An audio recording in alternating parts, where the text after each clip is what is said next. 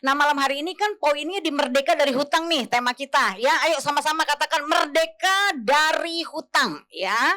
Yuk, masuk ke judulnya yuk. Merdeka dari hutang ya. Ini pilar keuangan. Kenapa? Kalau kita hidup berhutang, pasti pilar keuangan kita goyah dan pasti hidup kita tidak maksimal. Kenapa? Pikiran kita tiap bulan pasti tertuntut untuk bayar yang namanya tagihan demi tagihan. Ya, tunggakan demi tunggakan. Karena kalau hutang tidak bisa terbayar namanya kan nunggak.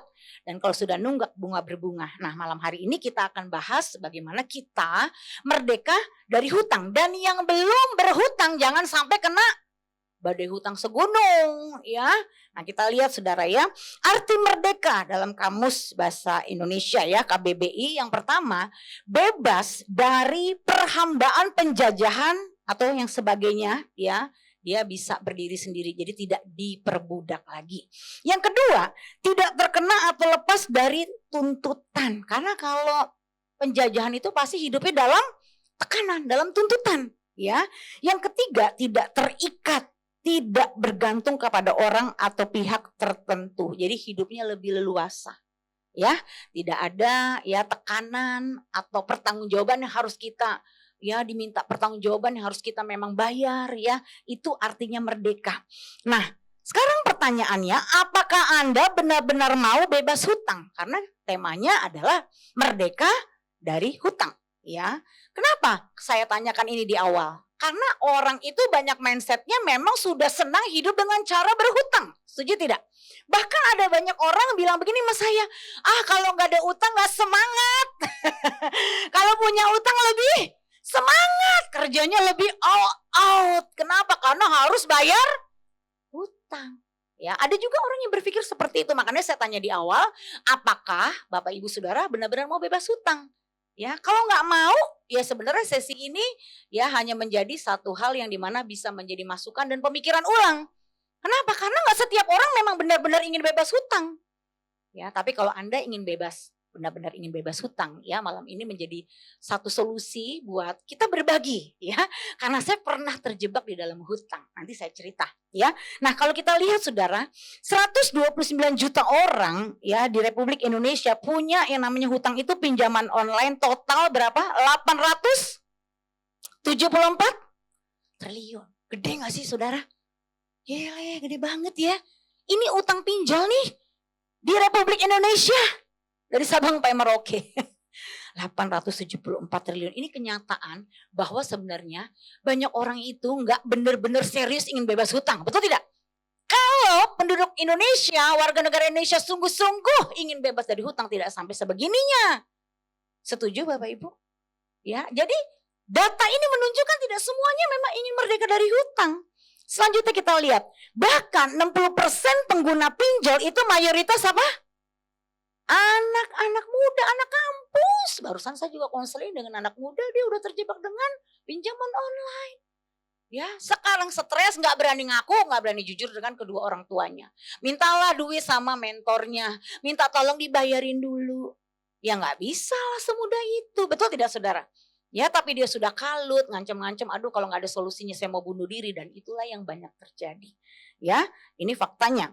Yang selanjutnya, daftar pemain judi online. Lihat Saudara, Indonesia termasuk peringkat yang tertinggi, yang kedua Kamboja, Filipina, Myanmar. Ya, jadi Indonesia jadi negara dengan pengguna judi online terbanyak. Lihat Saudara, ini data terakhir ya yang bisa saya sharingkan kepada Saudara bahwa ternyata gara-gara kasus judol ini ya, alirannya itu nanti larinya ke pinjol. Kenapa begitu dia kalah judi, pinjol menawarkan pinjaman. Jadi itu bergulir terus ya.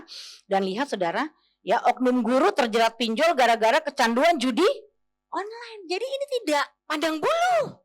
Sekalipun sudah guru pun, sudah pendidik pun, bahkan sudah pendeta pun bisa kena yang namanya arus ini. Jadi bilang kanan kirinya tidak pandang bulu. Kalau kamu tidak berjaga-jaga, kamu juga bisa masuk perangkap ini ya. Bahkan kita lihat lagi ya Saudara ya, di berita ini Saudara, gara-gara judi online gaji amblas, utang di mana-mana, istri minta cerai. Jadi imbas masalah hutang bisa menjadi satu pemicu keretakan dalam rumah tangga, dan faktor keuangan itu pemicu loh untuk rumah tangga akhirnya juga memilih untuk bercerai. Salah satu pihak tidak sanggup menanggung beban, ya, karena pasangannya sering berhutang, karena pasangannya jatuh dalam judi online atau judi-judi yang lain, judi bola atau sebagainya, saudara. Ya, dan itu bisa nanti pemicunya kemana, ke KDRT yang sekarang ini sedang semarak, ya, sampai menimbulkan banyak anak muda trauma untuk masuk pernikahan. Ini semua karena pemicunya bisa dari faktor keuangan. Nah, kita lihat jalan pintas, mudah dan cepat sekarang ini memang pinjol dan judol. Ya, ini jalan pintas dan cepat. Kenapa? Karena cenderungnya kita itu literasi keuangannya sangat minim, sehingga ya pendidikan dalam hal untuk pengelolaan keuangan itu tidak diterima secara kita tuh dalam dunia pendidikan sekolah, ya. Sangat sedikit sekali. Masih ingat yang di sekolahnya dulu dapat pendidikan soal membangun pilar keuangan yang sehat? Ya, tidak dilatih bahkan dari sejak kecil kan? Mana ada pelajaran SD? Ayo bagaimana caranya mengelola uang SMP, SMA. Kalau kita masuk jurusan ekonomi, ya kita tahu-tahulah accounting gitu ya. Soal penerimaan pengeluaran. Tetapi penerapannya sampai kita bisa mengaplikasikannya itu tidak semuanya ada pendampingan itu. Ya, jadi akhirnya orang itu cenderung mau ambil jalan pintas. Ya, mudah dan cepat, saudara. Ya. Nah, ini rahasia curangnya, saudara, terbongkar, ya. Pola kunci gacor sweet bonanza. Ya, jadi kalau di judi online itu jika kalah link ke pinjol langsung terjadi satu koneksi, ya, yang dimana ditawarkan uang cepat untuk bisa main judi lagi lah. Jadi itu yang namanya sampai ya istilahnya oma-oma aja ada loh ya, sampai terikat judi online. Ya, bukan hanya anak muda, bukan hanya bapak-bapak, tapi ibu-ibu pun kena hal ini. Ya, makanya hati-hati saudara, kalau saudara buka aja ya, saudara misalkan mau tahu dan open itu sudah terregistrasi nama saudara. Jadi ada beberapa teman saya pun ya, baru coba mau lihat terkoneksi dengan jaringan pinjolnya, tiba-tiba ada yang transfer duit. Dia pikir orang kesasar. Makanya kalau tiba-tiba ada yang transfer duit di bank Anda jangan keburu seneng, apalagi langsung dipakai, jangan. Ya jangan saudara. Bisa jadi itu pinjol yang transfer ke saudara. Karena saudara mungkin bisa pernah gitu ya buka ya yang namanya jaringan online-nya, link-nya, itu bisa connect saudara. Tiba-tiba main ditransfer.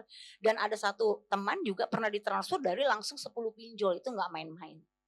Ya, jadi jangan coba-coba buka situs-situsnya karena nanti takutnya langsung terkoneksi dan itu ada alasan untuk dia akhirnya bisa menjadi satu bukti bahwa Anda sudah pengajuan padahal Anda tidak pernah mengajukan. Ya, jadi hati-hati di zaman sekarang ini apapun bisa dihalalkan. Ya, orang bisa menghalalkan berbagai cara untuk ya menjebak atau menjerumuskan seseorang. Ya, dan lihat saudara jerat pinjol, saudara. Wah, ini ngeri. Misalkan saudara berhutang 4 juta, ya, nanti bayarnya berapa? 5.952.000. Jadi selama 2 bulan bunga Anda sudah berapa persen? 48,8%. Waduh, saudara lihat. Jadi kalau Anda utangnya 760.000 nih cairnya, ya, bayarnya berapa saudara? 1 juta. Jadi dalam waktu 2 bulan bunganya 31,5%. Bagaimana orang nggak kejerat? Ya, dan bayangkan dia nanti narik lagi pinjol lain untuk nutupin pinjol yang nggak kebayar ini terus bergulir. Makanya di satu jemaat kami ada satu namanya Ibu Kristina Ratnaningsi. Anda bisa lihat kesaksiannya di Solusi. Ya, dia terjebak 63 pinjol. Ya, makanya mau mati bunuh diri, udah di depan rel kereta api.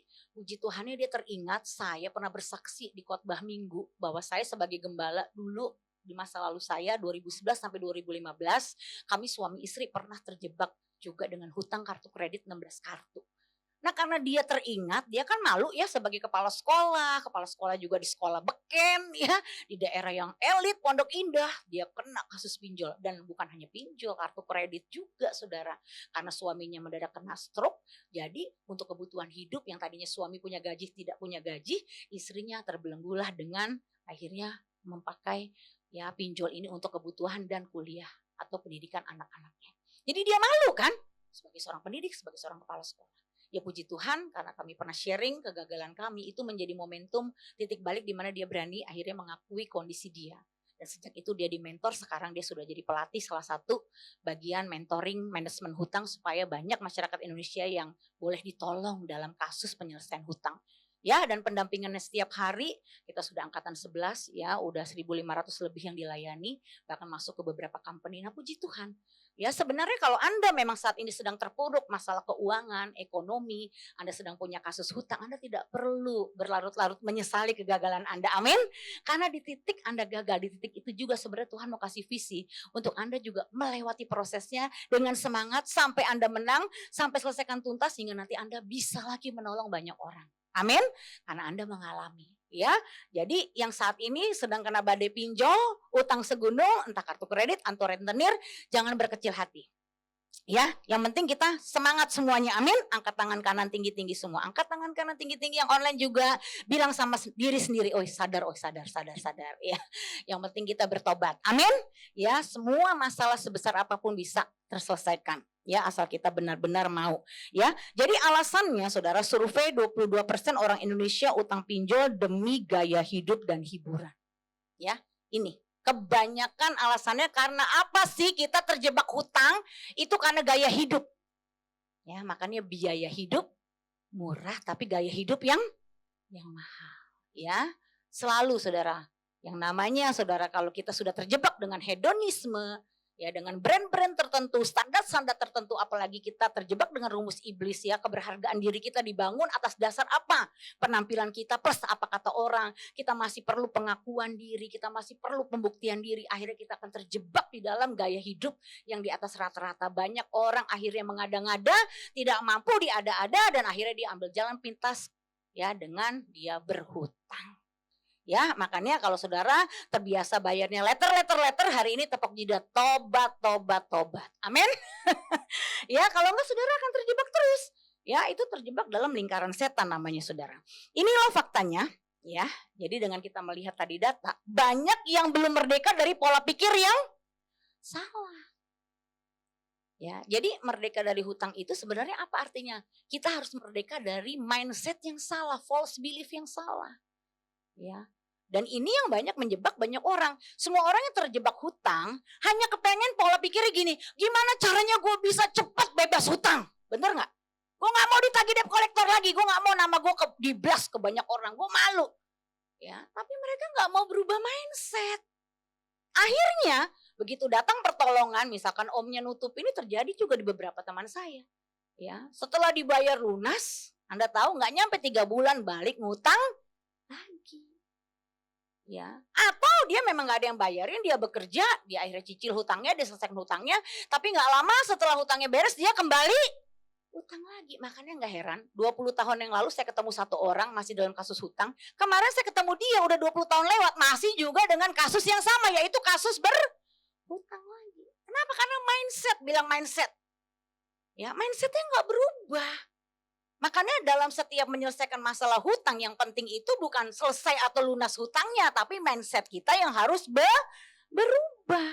Ya kalau mindsetnya tetap pola pikir yang salah, akibatnya apa saudara? Ya saudara pasti nih ya stres, ya lalu takut, panic attack, ya tidak bahagia, saudara malu, saudara merasa gagal, saudara menyalahkan orang lain, saudara putus asa dan ujung-ujungnya bunuh diri. Banyak gak orang punya kasus hutang akhirnya endingnya bunuh diri? Ya bahkan kita dengar di berita ada yang satu keluarga, suami istri dan 2 anak, betul tidak?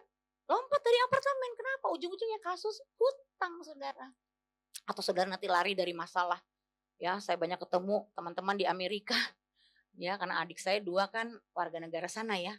Banyak orang Indo utang di Indonesia larinya ke luar negeri. Dipikir masalahnya beres saudara. Ya. Tetapi nanti di sana akhirnya juga gitu, sami mawon, terlibat, terjerat hutang lagi.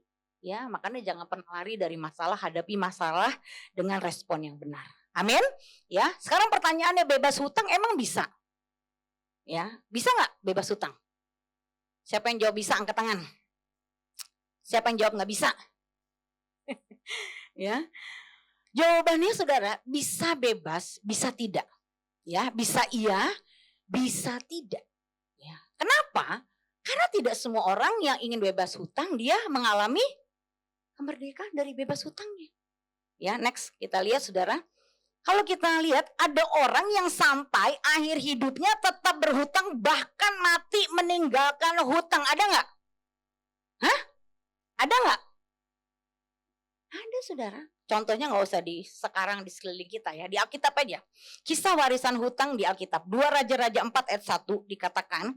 Salah seorang dari istri-istri para nabi mengadukan halnya kepada Elisa sambil berseru. Hambamu suamiku sudah mati dan engkau ini tahu bahwa hambamu itu apa? Hambamu itu apa? Takut akan Tuhan. Tetapi sekarang penagih utang sudah datang untuk mengambil kedua orang anakku menjadi budaknya. Jadi ini dikenal sebagai seorang hamba Tuhan, hidup takut akan Tuhan, tapi meninggalnya dia mewariskan hutang. Jadi saya sekali lagi ingatkan, ini tidak pandang bulu, mau hamba Tuhan pun, mau pendeta pun, mau nabi pun bisa terjerat dengan hutang sampai meninggalnya dia meninggalkan warisan hutang. Karena terjadi di Alkitab. Ya, nah kita lihat hutang atau utang dalam Kamus Besar Bahasa Indonesia adalah uang yang dipinjam dari orang lain dan kewajiban membayar kembali apa yang sudah diterima. Makanya di dalam Alkitab ada 61 ayat yang menyinggung tentang hutang. Ya, 37 ayat dalam Perjanjian Lama dan 24 ayat dalam Perjanjian Baru. Itu semua sudah dibahas di Alkitab. Ya, jadi solusi dari kebebasan kita untuk melunasi hutang kita sudah tercatat semua di Alkitab. Ya, nah sekarang pertanyaan selanjutnya, bolehkah kalau begitu saya berhutang? Ya, supaya yang belum punya hutang sekarang kita berdiskusi. Nanti makanya siapkan juga ya tanya jawab, nanti di akhir kita ada tanya jawab. Amsal 22 ayat 7 dikatakan, baca sama-sama yuk, 2, 3. Orang kaya menguasai orang miskin, yang berhutang menjadi budak dari yang menghutangi. Ya, jadi jawabannya bukan boleh nggak boleh, tangkap esensinya. Kalau Anda berhutang, status Anda sebagai budak. Paham sampai di sini maksud saya? Ya, jadi bukan hanya boleh nggak boleh. Ya, tapi tetap kalau Anda ambil jalan berhutang, Anda statusnya sebagai budak. Ini Alkitab yang berbicara. Makanya di dalam Roma 13 ayat 8, ayo baca sama-sama. Janganlah kamu berhutang apa-apa kepada siapapun juga, tetapi hendaklah kamu saling mengasihi, sebab barang siapa ya mengasihi sesama. Ya, jadi memang Alkitab menyarankan kalau dari sisi Alkitabnya, janganlah kamu berhutang apa-apa. Kenapa saudara? Ya, next, karena kalau kita membiasakan diri berhutang, akhirnya kita punya kebiasaan pinjam uang. Makanya lihat deh, orang-orang yang udah kebiasaan berhutang ya, nanti dia berdoa, Tuhan adalah gembalaku, takkan kekurangan aku percaya Tuhan mencukupi kebutuhanku, Allah peduli, ya, Allah mencukupi, Allah memelihara, haleluya, haleluya, amin. Begitu amin, dia pikirannya apa? Pinjam kemana lagi ya? Gua gadein apa lagi ya? Aduh, emas gue masih ada gak ya? Kemarin perasaan gue udah gaduin kalung gue, cincin gue. Dia langsung mikir tuh, atau gue telepon siapa yang bisa nolong gue ya? Aduh, adik gue udah berapa kali gue pinjemin, pasti dia nanti marah nih. Gue pinjemin siapa lagi ya? Aduh, tetangga gue bisa gak ya? Aduh, teman gue. Oh, dia tuh cari solusinya pasti larinya kemana? Ngutang lagi, betul gak? Itu udah jadi jalan pikiran dia, saudara. Makanya tadi saya bilang masalah hutang itu masalah mindset. Ya, bukan boleh nggak boleh, tapi sekali Anda biasakan diri Anda berhutang, Anda akan selamanya terus membiasakan diri Anda berhutang, karena itu jadi kebiasaan Anda. Sama kalau Anda udah kebiasaan minum kopi, Anda nggak minum kopi nggak enak, ada yang bilang, aduh saya pusing Bu Sandy kalau nggak minum kopi, ya itu kan jadi udah keterikatan kan akhirnya kan, kebiasaan itu kan jadi keterikatan. Ya, jadi banyak orang selalu ketika dia menghadapi masalah keuangan, dia nggak bisa menaruh imannya, mengandalkan Tuhan, atau belajar untuk bekerja dengan rajin, mencari income tambahan atau mencari solusi di mana dia harus mengembangkan potensinya, tapi dia ujung-ujungnya selalu apa? Cari jalan pintas, ujung-ujungnya pasti berhutang. Ya, dan dia tidak bisa mengendalikan diri. Semua barang yang dia beli selalu koneksinya dengan apa? Bayar cicilan. Walaupun sekarang banyak yang menawarkan cicilan 0%, tapi tetap yang namanya cicilan 0% setiap bulan kita yang namanya hutang harus dibayar, harus dicicil, dan itu jadi pola. Ya, makanya orang ada ujung rambut sampai ujung kaki, semua brandnya itu adalah hutang. Ya, gesrek, gesrok, gesrek, gesrok. Atau pesan di Tokopedia, pesan di Shopee, bayarnya pay letter. Ya kan? Semua pokoknya demen yang letter. Nanti kalau diajak ngomong gini alasannya, kan masalahnya cash flow Bu. Ya, lebih baik utangnya ini, uang cashnya ini saya puterin ke bisnis saya. Jadi untuk yang saya butuh saya cicil saja. Nah, hati-hati, giliran usahamu ada masalah, kok tidak lagi menghasilkan. Banyak kan orang begitu kan, usaha kan gak selalu jalan baik kan ya bapak-bapak ya, ibu-ibu ya yang berusaha ya. Anda susah nanti bayar cicilannya.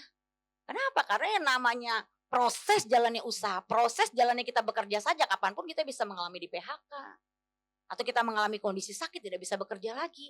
Nah begitu stop letter-letter itu bagaimana? Ya, hati-hati dengan kebiasaan. Nah lihat, minjem duit sampai ngemis-ngemis, giliran ditagih galakan siapa? Galakan orangnya loh. Lu yang salah, lu yang galak. Berita terakhir kemarin ada pembunuhan, perampokan di Bogor.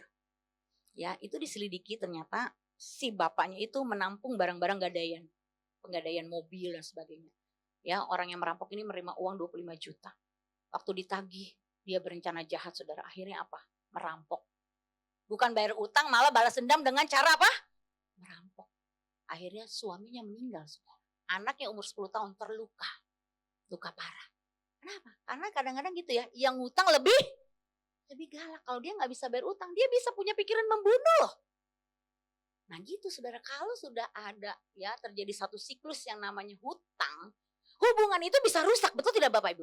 Berapa banyak hubungan rusak karena hutang? Karena kalau udah pinjam, dia nggak punya hati mau bayar, nggak ada niat, maunya cuma minjem doang, tapi nggak ada niat mau bayar, malah dia lari, malah dia menyerang balik. Saya pernah menengahkan jemaat yang berhutang. Konon katanya ibu ini datang tengah malam 11:30 nangis-nangis untuk anaknya sakit. Ya, untuk bawa ke rumah sakit.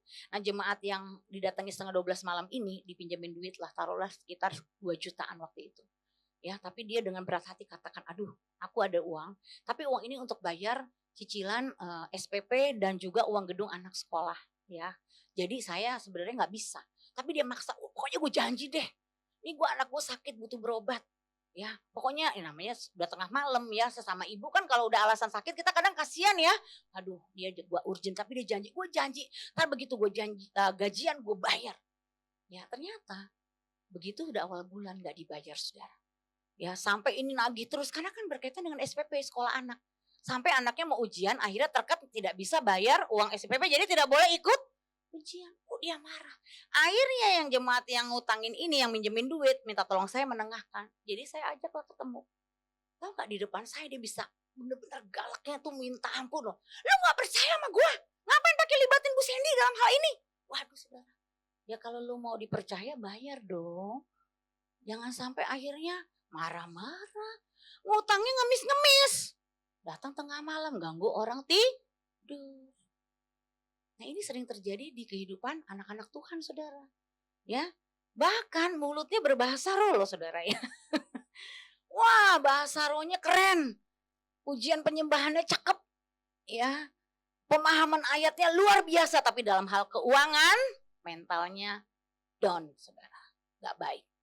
Ya, jadi menilai kedewasaan rohani seseorang lihat dari cara dia mengelola keuangannya, jangan tertipu dengan panggung sandiwara. Amin, saudara.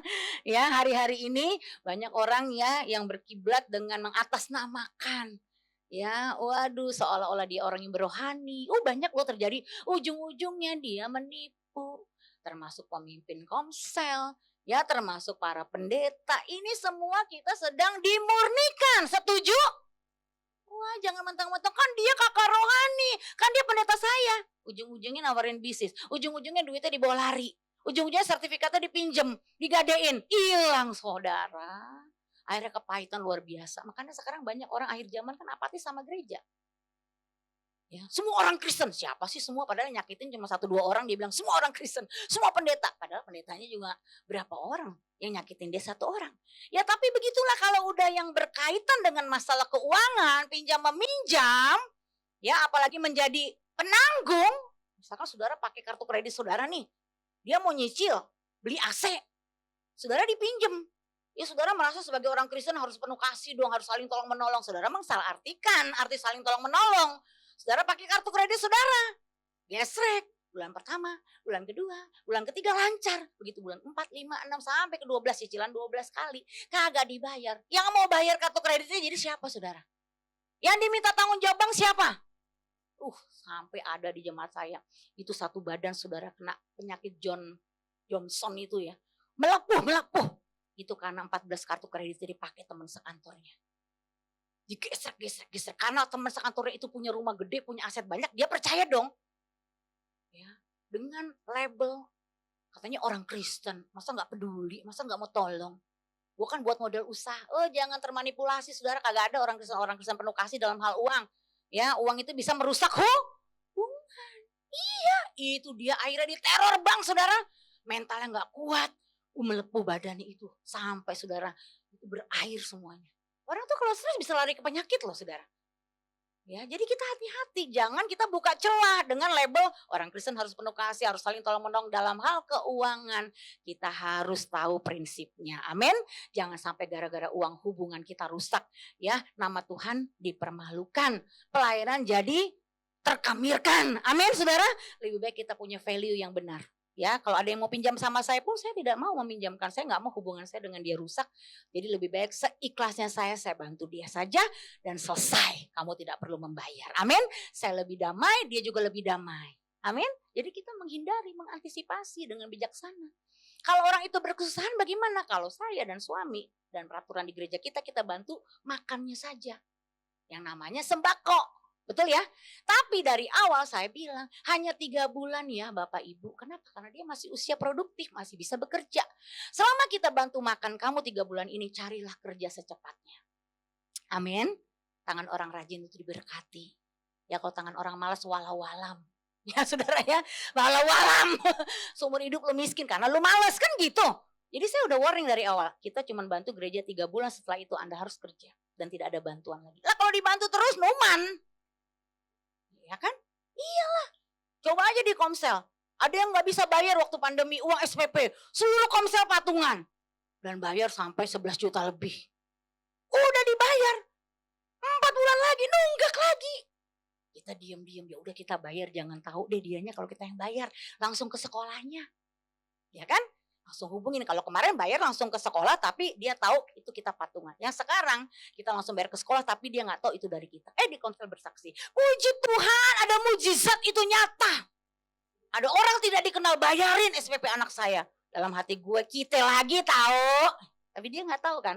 Supaya kita menjaga jangan mentalitasnya jadi rusak. Ya. Gak lama nunggak lagi. Oh Numan ini namanya. Numan. Akhirnya cut sampai benar-benar anaknya dikeluarin dari sekolah. Jadi itu belasan juta uang kita yang udah kita bayar sebenarnya sia-sia juga.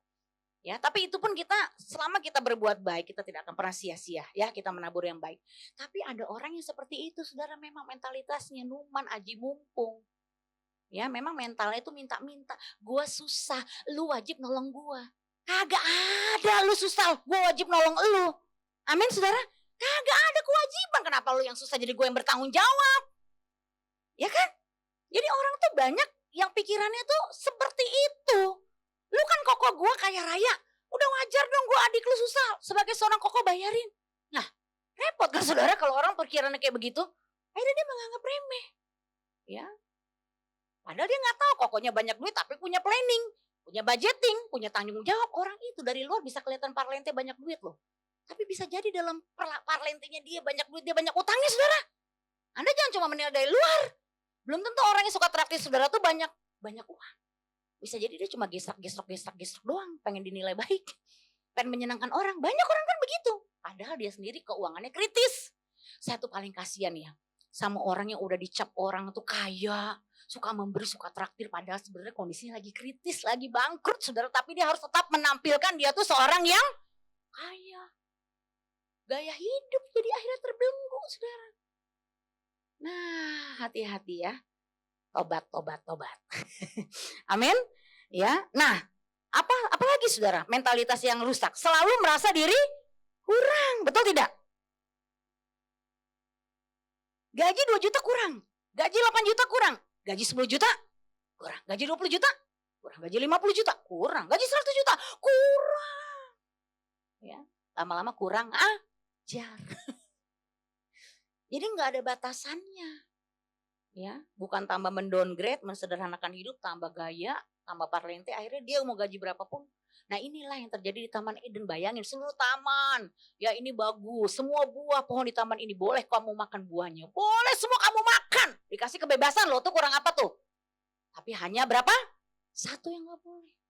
Karena merasa kurang ingin menjadi seperti Allah. Dia tertipu dengan tipu daya iblis. Sekali-sekali gak apa-apa kamu makan. Ya gak apa-apa sekali-sekali kamu ngutang. Nyuri, korupsi. Gak apa-apa kamu kan lagi butuh. Allah mengerti. Allah peduli. Ya, wah lagunya makin ngeresep, makin nangis. Tuhan kau mengerti hatiku Tuhan. Aku bukannya bermaksud Tuhan. Tapi kau kan tahu perutku lapar. Anakku harus bayar. Jadi aku terpaksa ya Tuhan.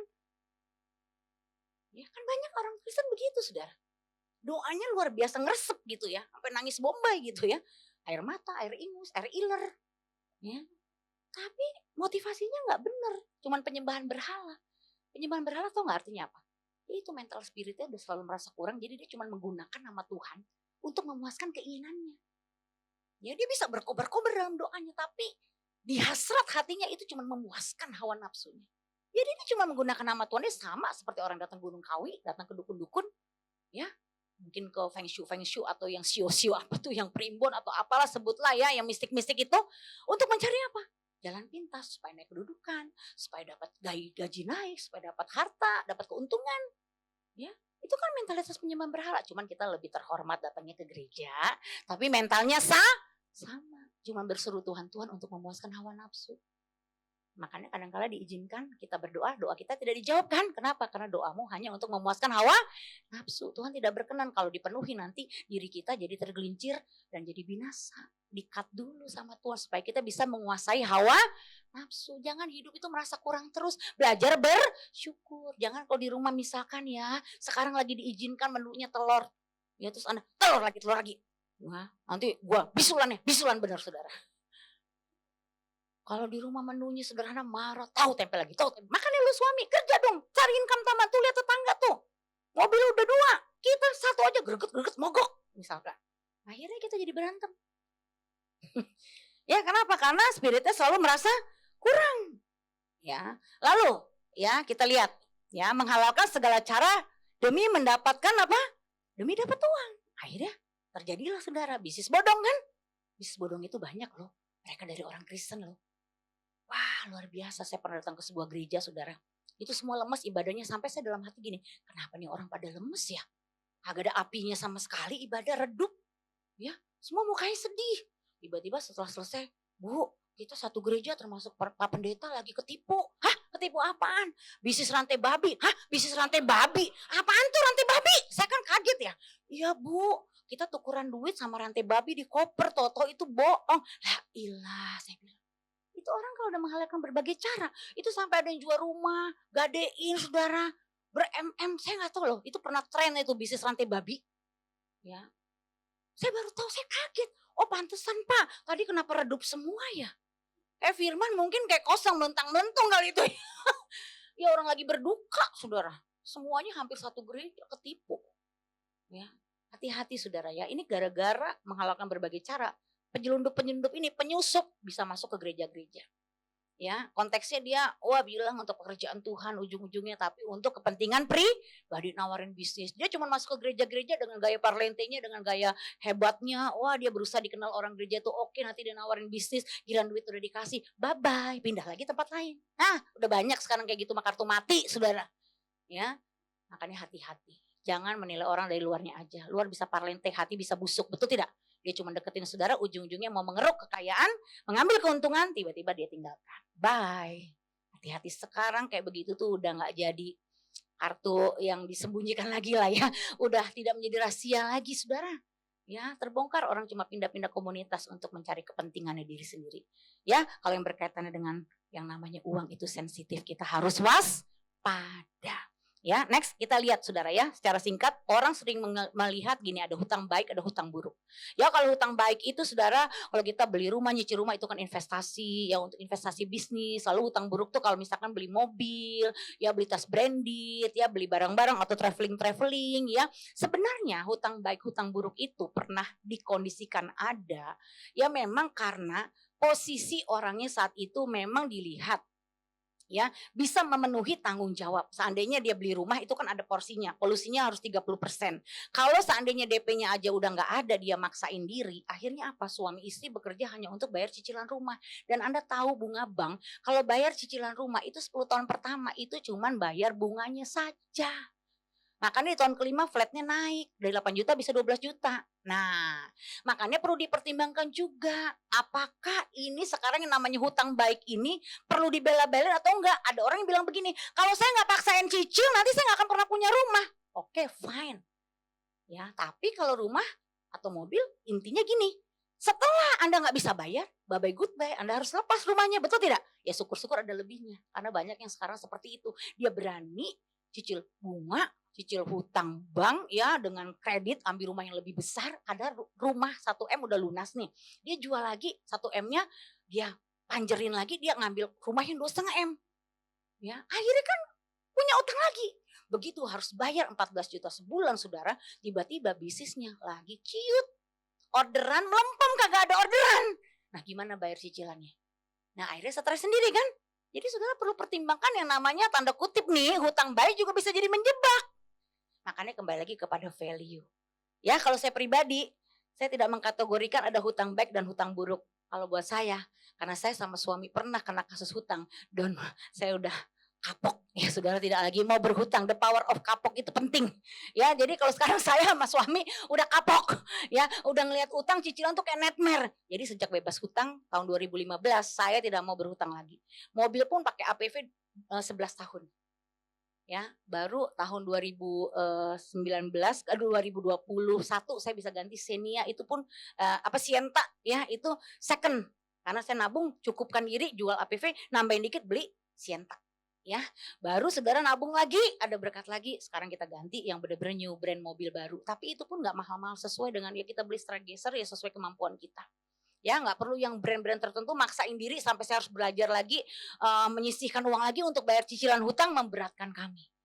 Ya, karena kami hamba Tuhan, kami harus belajar hidup mencukupkan diri, ya, sehingga kami tidak perlu jadi beban. Ya, nggak perlu kejar setoran atau ada tuntutan bayar cicilan, ya, sehingga nanti membuat motivasi hati kami tidak murni. Dan itu menjadi value kami. Jadi kalau masalah ini dikembalikan ke value hidup Bapak Ibu, oke? Ya, jadi saya tidak bisa memaksa juga kalau Bapak Ibu melihat, oh ini kan gue utang baik dan semua pertimbangan, semua kesepakatan dengan pasangan udah oke, hitung-hitungan oke. Ya, itu keputusan Anda. Ya, tapi kalau menurut saya tidak ada utang baik dan utang buruk, karena utang baik pun bisa jadi jebakan. Ya, jadi waspada. Ya, nah 3 penyebab hutang konsumtif itu yang pertama apa? Salah gaya hidup. Yang kedua apa? Musibah tanpa asuransi. Ya, kayak teman saya sakit, masuk rumah sakit 2 bulan ada 2 M. Asuransinya zaman dulu kuno nggak diperbaharui, cair cuma 100 juta. Tapi harus bayar berapa? 2 M. Nah, lebihnya itulah saudara, bisa kita jual rumah akhirnya untuk bayar rumah sakit dan sebagainya. Satu organ tubuh rusak itu bisa miliaran hitungannya saudara. Kenapa? Karena satu organ tubuh rusak itu bisa kemana-mana. Jadi minimum saudara harus cover ya insurans kesehatan Anda di BPJS. Minimum. Setuju? Supaya ketika Anda sakit, terjadi sesuatu hal dalam kehidupan Anda, pasangan Anda atau anak Anda, orang tua Anda tidak perlu ya mengambil tabungan Anda apalagi ngutang untuk bayar rumah sakit. Kenapa? Karena Anda punya BPJS, itu minimum. Ya, yang ketiga salah investasi. Ya, Anda jatuhnya di mana? Ya, kalau Anda jatuhnya di salah gaya hidup, ya Anda harus perbaiki gaya hidup Anda, memenuhi kebutuhan, ya, bukan gayanya diperbanyak, tapi kebutuhannya diprioritaskan. Setuju Bapak Ibu? Kalau jatuhnya di musibah tanpa asuransi, Anda mulai sekarang berplanning lah untuk bisa bayar BPJS. Kalau bisa BPJS jangan nunggak-nunggak, karena begitu sakit nunggak nggak bisa bayar juga, ngerepotin orang. Akhirnya hidup kita bukan jadi berkat, jadi beban, betul tidak? Ya iyalah, begitu sakit mau dipakai kan nggak bisa kalau nggak bayar saudara.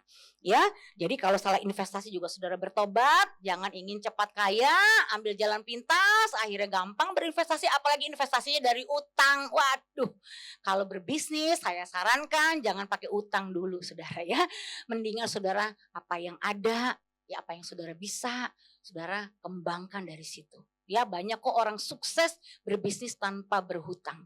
Ya, di jemaat kami sendiri ada yang pandemi kemarin usaha baju dari modal start 10 juta tabungan mereka. Sekarang omset udah 2 miliar saudara. Hanya jual baju di Facebook. Ya, saya rasa banyak kesaksian seperti itu ya. Dia tidak ngutang bank, dia tidak narik-narik duit dari kartu kredit ataupun apalagi pinjol. Dengan modal yang ada dia setia puterin. Waktu bisnis mulai berkembang dia memang ada menggadaikan mobil. Tapi itu terhitung secara sistem. Bisnisnya sudah berkembang, akhirnya bisa kembali itu mobil. Bahkan dia sekarang punya aset rumah, tidak cicil bank, dia beli cash. Puji Tuhan saudara. Ya, kalau kita mindsetnya benar, kita bisa kok beli rumah, beli mobil tanpa berhutang. Tapi kalau mindsetnya harus ngutang, kalau nggak nyicil nggak bisa punya, ya jadilah begitu. Kata Tuhan kan orang benar hidup oleh iman. Ya kan? Jadilah menurut iman. Ada orang beriman harus punya sesuatu dengan cara berhutang, ya dia let's go dengan cara berhutang. Tapi bisa juga terjerat. Tapi ada orang beriman, dia percaya kalau sudah waktunya dia beli. Lunas dan semua terbayar. Dan terbukti banyak kok orang bisnis tanpa berhutang dan mereka sukses. Tinggal pilihan ada di tangan Anda. Nah sekarang bagaimana merdeka dari hutang? Ya Anda harus ngerti dulu prinsipnya. Galatia 5 ayat 1 baca sama-sama yuk. 2, 3. Supaya kita sungguh-sungguh merdeka. Ya, Kristus telah memerdekakan kita. Karena itu apa? Berdirilah teguh dan jangan mau lagi dikenakan kuk perhambaan. Ya, jadi saudara, di sini ayat ini jelas supaya kita sungguh-sungguh merdeka. Hanya Kristus yang telah memerdekakan kita. Ya, jadi Kristus telah memerdekakan saya. Baca ini 3 kali, ganti kata kita dengan saya. 2, 3. Kristus telah memerdekakan saya. Kristus telah memerdekakan saya. Kristus telah memerdekakan saya.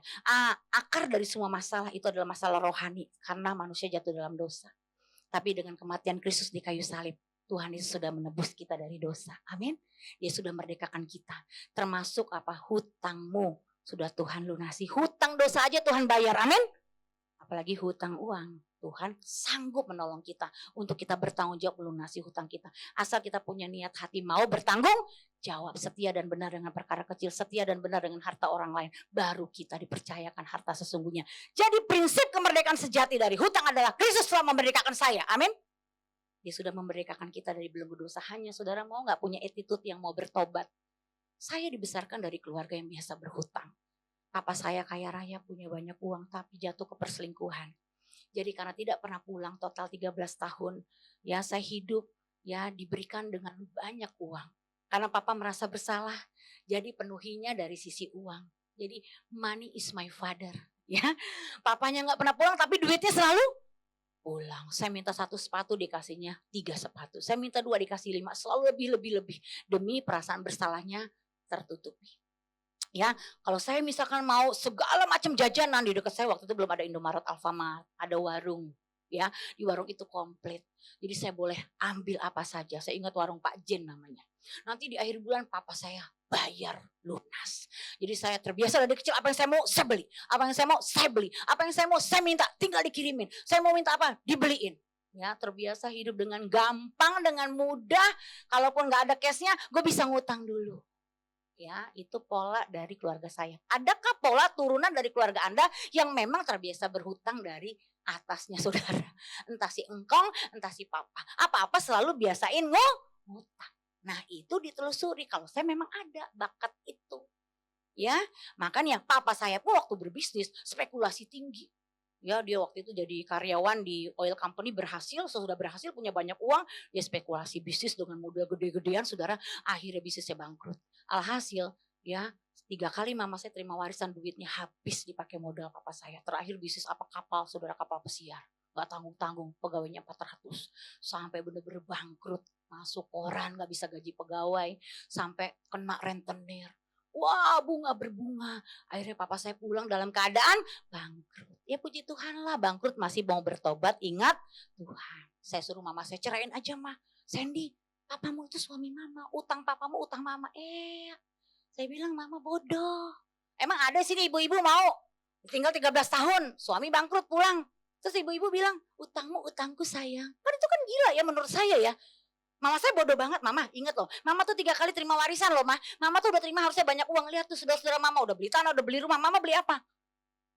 Sehingga satu-satunya rumah mama saya yang dia beli waktu dia bekerja, kan sama-sama kerja di oil company. Mama saya juga jadi punya kan karir yang bagus. Jadi beli rumah 300 meter loh, di real estate loh. Itu harus disita bank atau dilelang. Akhirnya kan pilih dilelang. Tahu gak saudara? Di tahun 89 itu kita serasa jadi gembel. Gak punya rumah. Akhirnya mau ngontrak BTN aja kagak ada duitnya saudara. Itu sampai miris sekali posisi itu. Dan disitulah saya jatuh akhirnya saudara. Ya, dengan berbagai ikatan dosa saya nggak kuat hidup susah. Maklum ya, udah biasa hidup senang. Saya berpacaran dengan pria jauh lebih tua dari saya tercover biayanya, yaitu saya terus jatuh dan jatuh terus dalam ikatan dosa. Kenapa? Karena dasarnya fondasi nggak mau hidup susah. Jadi harus butuh fasilitas. Papa nggak bisa penuhi, ada laki-laki yang bisa penuhi. Akhirnya jatuhlah saya di situ. Nggak mudah loh saudara. Ya, kalau orang udah terbiasa senang hidup di atas, begitu gedebuk jatuh, nggak gampang saudara. Dan saya pun mengalami. Itu lewat proses yang panjang Bapak Ibu. Makanya waktu saya bertobat tahun 95, saya sungguh-sungguh, saya dimuridkan, saya jadi hamba Tuhan. Terpanggil meninggalkan pekerjaan dan semuanya, benar-benar bertobat meninggalkan hidup lama. Ya, di tahun 97 saya ketemu pasangan saya, Pastor Doni, yang menerima kondisi masa lalu saya apa adanya. Ya, dan tidak pernah mungkit-mungkit, dia menjadi suami yang baik. Tetapi dalam perjalanan pernikahan kami di tahun 2002 awal mulanya pemicu waktu punya anak pertama. Ya, setelah ASI 2 tahun, saya mau beli satu susu aja nggak bisa di Hero, sampai saya stres. Ya, kok pelayanan begini, mau beliin susu anak kok susah, katanya melayani Tuhan, tapi kok hidupnya kok susah. Ya, sementara saya ketemu teman lama saya di Hero itu juga saudara, detik itu saya sudah 1 jam milih susu nggak bisa beli. Tiba-tiba dia datang nggak ada 15 menit bawa 2 troli. 1 troli penuh dengan susu itu, 1 troli penuh dengan Pampers. Padahal saya tahu hidup teman saya ini jatuh dalam dosa, nggak punya value, kok gampang saya anak Tuhan, pelayanan kok susah. Di situ saya kepahitan tanpa sadar saudara, saya marah sama Tuhan. Saya baca Mazmur 23 tuh, Tuhan adalah gembalaku, takkan kurang anakku. Apa ayat ini? Saya sampai kayak enak baca ayat itu. Apaan Tuhan adalah gembalaku, takkan kurang. Buktinya gue susah, beli susu aja gak bisa. Wah, langsung sewot saudara. Saya marah, saya kecewa. Buktinya apa? Saya udah pelayanan, saya tinggalkan semua pekerjaan. Mana buktinya? Waduh, saya cerita sama suami saya, kita harus bisnis. Nah, suami saya bilang, tidak sayang, kita panggilannya berbeda. Kita sudah pelayanan sepenuh waktu. Aku sudah dinasarkan. Kamu juga sudah bernasar menyerahkan hidup kamu dalam pelayanan. Gak ada nasar-nasaran, saya bilang begitu. Kita masih muda, kita harus fight, kita harus bekerja. Tuhan gak bisa penuhi kebutuhan kita harus cari jalan lain. Waduh, saya ngotot. Naiklah nanduk saya. Ya, saya sebagai istri tidak submit, nanduk bahkan nyeruduk. Ya, ingat istri-istri kalau udah mulai nyeruduk suami, pasti kolab keuanganmu. Bener. Saya ngalamin. Akhirnya bener. Puncaknya kita mulai. Ya, bisnis 2011. Ya, itu puncaknya kita narik duit 16 bank. Taruh duit di option emas. Awalnya untung saudara, lama-lama buntung. Singkat cerita, dari 400 juta, berkembang, bunga berbunga, jadi total hampir 800 juta. Ya, waktu itu akhirnya kita harus cut loss, kita harus selesaikan ke 16 bank. Niat kita akhirnya kita benar-benar mau bertobat, saya sadar saya udah nanduk, saya udah nyeruduk. Jadi masalahnya bukan di utang nih, masalahnya di hati saya yang berontak, saya mau bertobat sebagai seorang istri. Ya, saya minta ampun sama suami mendoakan, kita hadapi bank itu. Waduh, proses demi proses itu kayak masuk mesin laundry, saudara ya. Gedebuk.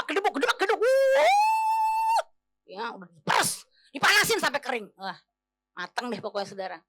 Itu lagu yang paling merema tuh saat posisi hutang itu cuma satu tuh. Sekalipun dagingku dan hatiku habis lenyap, gunung batuku dan bagianku, tetaplah Allah selama-lamanya. Redup ini saudara, ya ampun, hidup tuh kayak gelap. Masuk terowongan tuh kayak panjang banget, mana terangnya Tuhan. Sampai saya sembuh saudara. Saya akhirnya baru sadar. Waktu saya baca lagi Mazmur 23, Tuhan adalah gembalaku, takkan kekurangan aku. Roh Kudus mencelikakan saya. Iya, masalahnya kamu gak jadikan aku sebagai gembalamu. Waduh, makanya saya sering tepuk jidat, sadar. Tuhan gak pernah salah, yang salah lu. Saya bertobat dari respon hati. Nah, singkat cerita, setelah saya dan suami bertobat dari cinta uang, kami hamba Tuhan, kami pendeta, tapi kami cinta uang, kami ingin cepat kaya, kami ingin pembuktian diri. Sebagai dia anak pertama, saya gak mau dikalahin adik saya. Jadi kan ada tuh pencetus-pencetusnya tuh, kalau di dalam keluarga kan, kita mau jadi kebanggaan, kita mau dikasih like, kita mau dikasih jempol.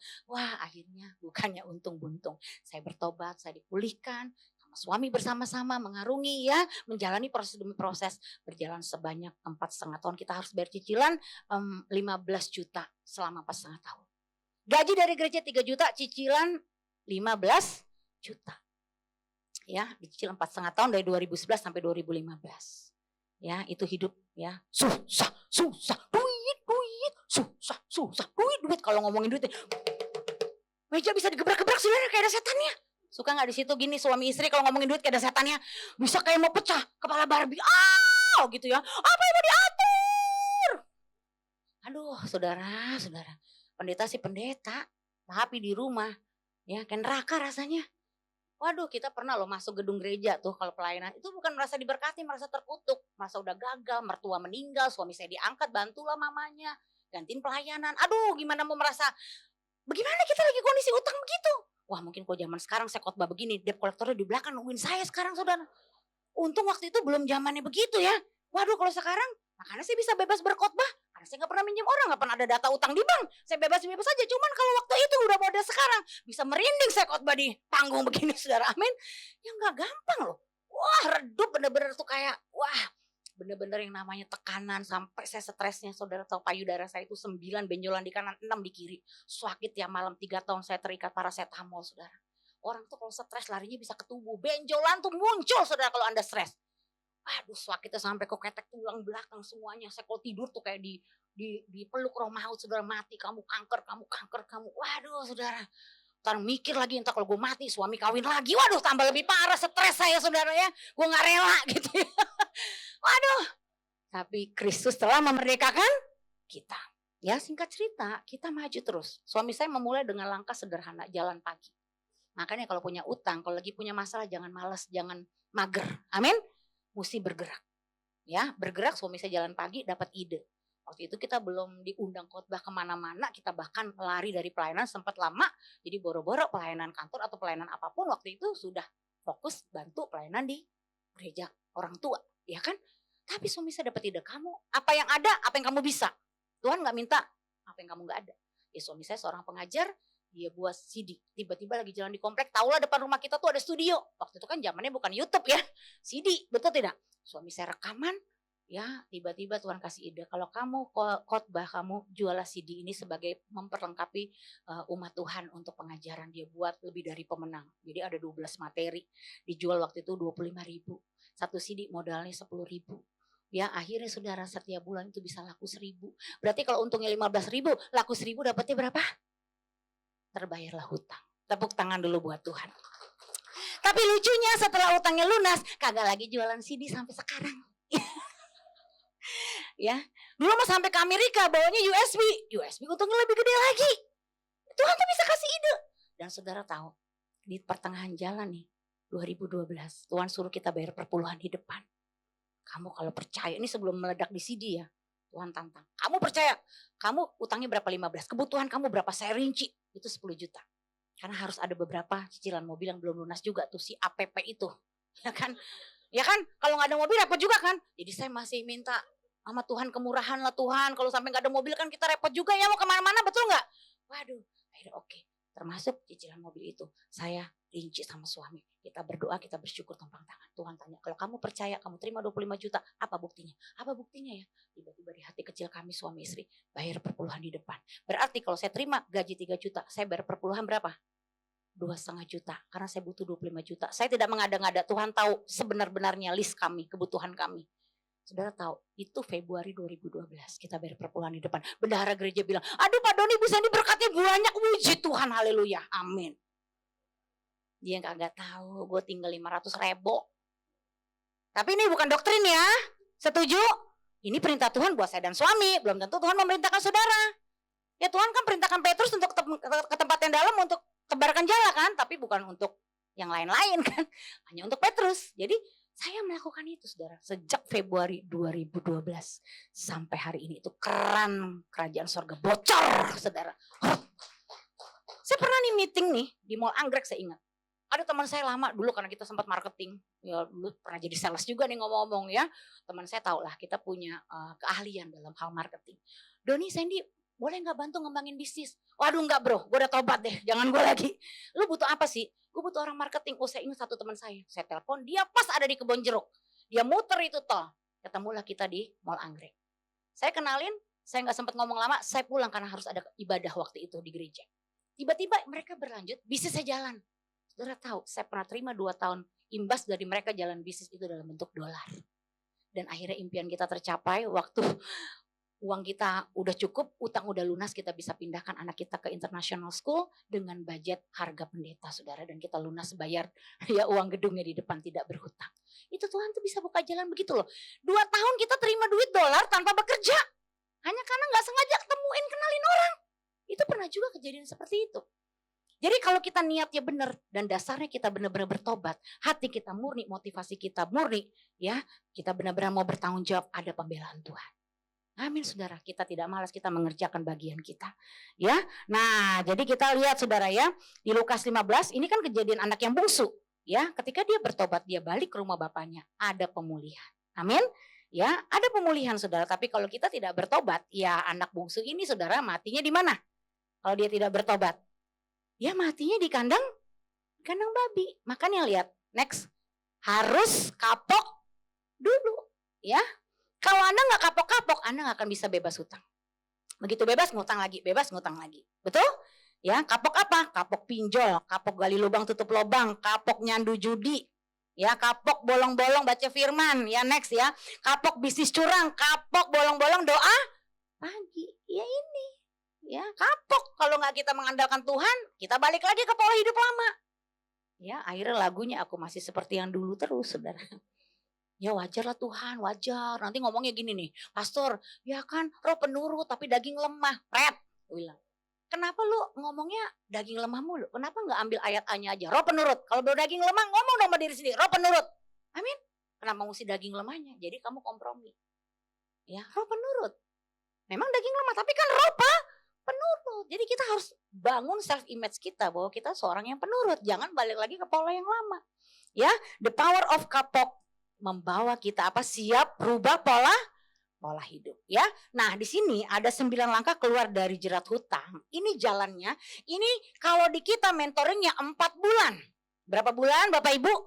4 bulan. Dan setiap peserta mentoring wajib setiap hari dari Senin sampai Sabtu. Berapa hari itu Senin sampai Sabtu? 6 hari ikut doa pagi.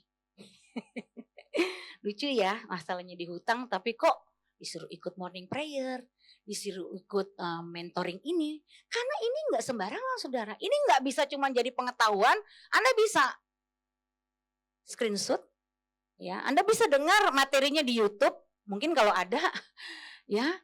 Tapi kalau Anda tidak didampingi dan Anda belum bangun jalan pikiran yang baru, maka ini hanya sekedar menjadi teori. Terbukti ribuan orang yang hanya mengambil ini sebagai teori, hal teknis tapi tidak ada support sistem rohaninya, mereka benjol lagi saudara, boncos lagi. Ya, yang pertama keterbukaan, karena ada orang berhutang pasangannya nggak tahu, ada anak berhutang orang tuanya nggak tahu. Jadi keterbukaan adalah awal dari pemulihan. Terbuka dulu dengan keluarga. Ya ini penting, nggak bisa saudara kalau langkah awal tidak dilakukan. Baru catat semua hutang, ini yang saya lakukan waktu di mentor saya dan suami. Stop hutang baru. Jadi jangan gini loh, dulu saya tuh sempat begini. Jadi 16 kartu kredit saya tutup, saya ajuin KTA, ngerti ya? Jadi sebenarnya cara saya tuh dulu salah, menutup hutang dengan cara berhutang. Nah itu sebenarnya MPP juga bisa mati pelan-pelan tuh. Iya. Ya tapi kadung ya saya udah salah, ya saya belajar dari kesalahan, saya kasih tahu saudara jangan nutup utang dengan cara berhutang, makanya stop utang baru. Lalu apa? Downgrade, turunkan gaya hidup. Saya di pandemi pindahin anak lo dari international school ke homeschooling yang biaya SPP-nya hanya 1 million, ya 1 juta tiap bulan. Dari yang harusnya 4 juta saya keluar. Ya saya tahu diri dong, namanya juga pandemi, betul tidak? Pasti ada hal-hal yang saya harus prediksi dengan mengantisipasi. Ya tidak jor-joran, kalau misalkan sekolah tetap di situ, bukunya aja bisa 6 juta satu anak, belum ke uang kegiatannya. Waduh, belum transportnya, belum sebagainya, belum SPP-nya. Belum nanti saya harus cicil uang gedungnya karena dia harus naik SMA, yang satu naik SMP. Wah, saya cut saudara, saya downgrade. Walaupun saya tidak punya hutang, saya downgrade loh. Anak saya sekarang homeschooling, tapi lewat homeschooling dia bisa mengembangkan bakat, minat, dan skillnya. Luar biasa, malah sekarang sudah bekerja, bisa menghasilkan walaupun usia masih belasan tahun. Ya, jadi ada aset yang bisa dijual, jangan bohong ya. Ada loh orang gak mau kehilangan rumahnya, dia maksain. Ya, padahal apa? Ya dia udah agunin rumahnya, kalau dia gak mau lepas, ya dia tambah kena. Akhirnya rumahnya dilelang juga sama bank. Ini mesti dilakukan, tulis surat nego. Nah ini yang dibimbing nih saudara.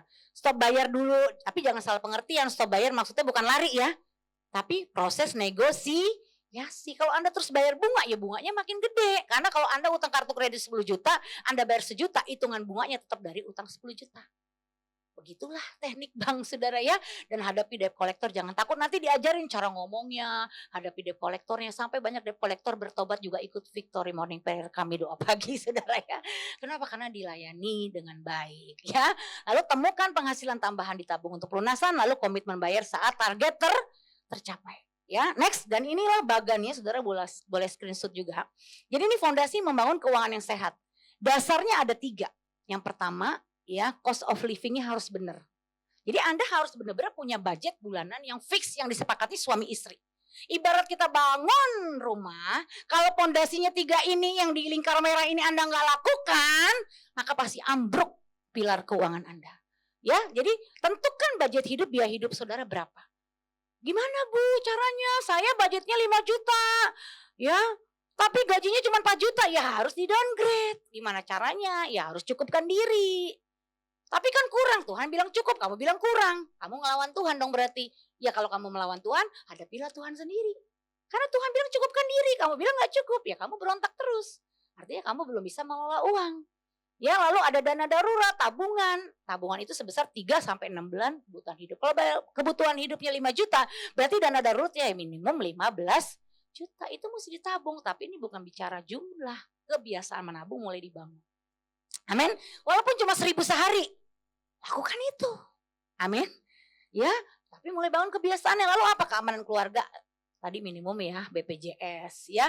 Lalu proteksi aset, income dan lain-lain. Makanya orang kalau bekerja juga ada dana pensiun supaya masa tua tidak membebani anak. Sekarang itu kasihan banyak generasi sandwich di mana si anak harus menghidupi orang tuanya dan juga harus menghidupi keluarganya.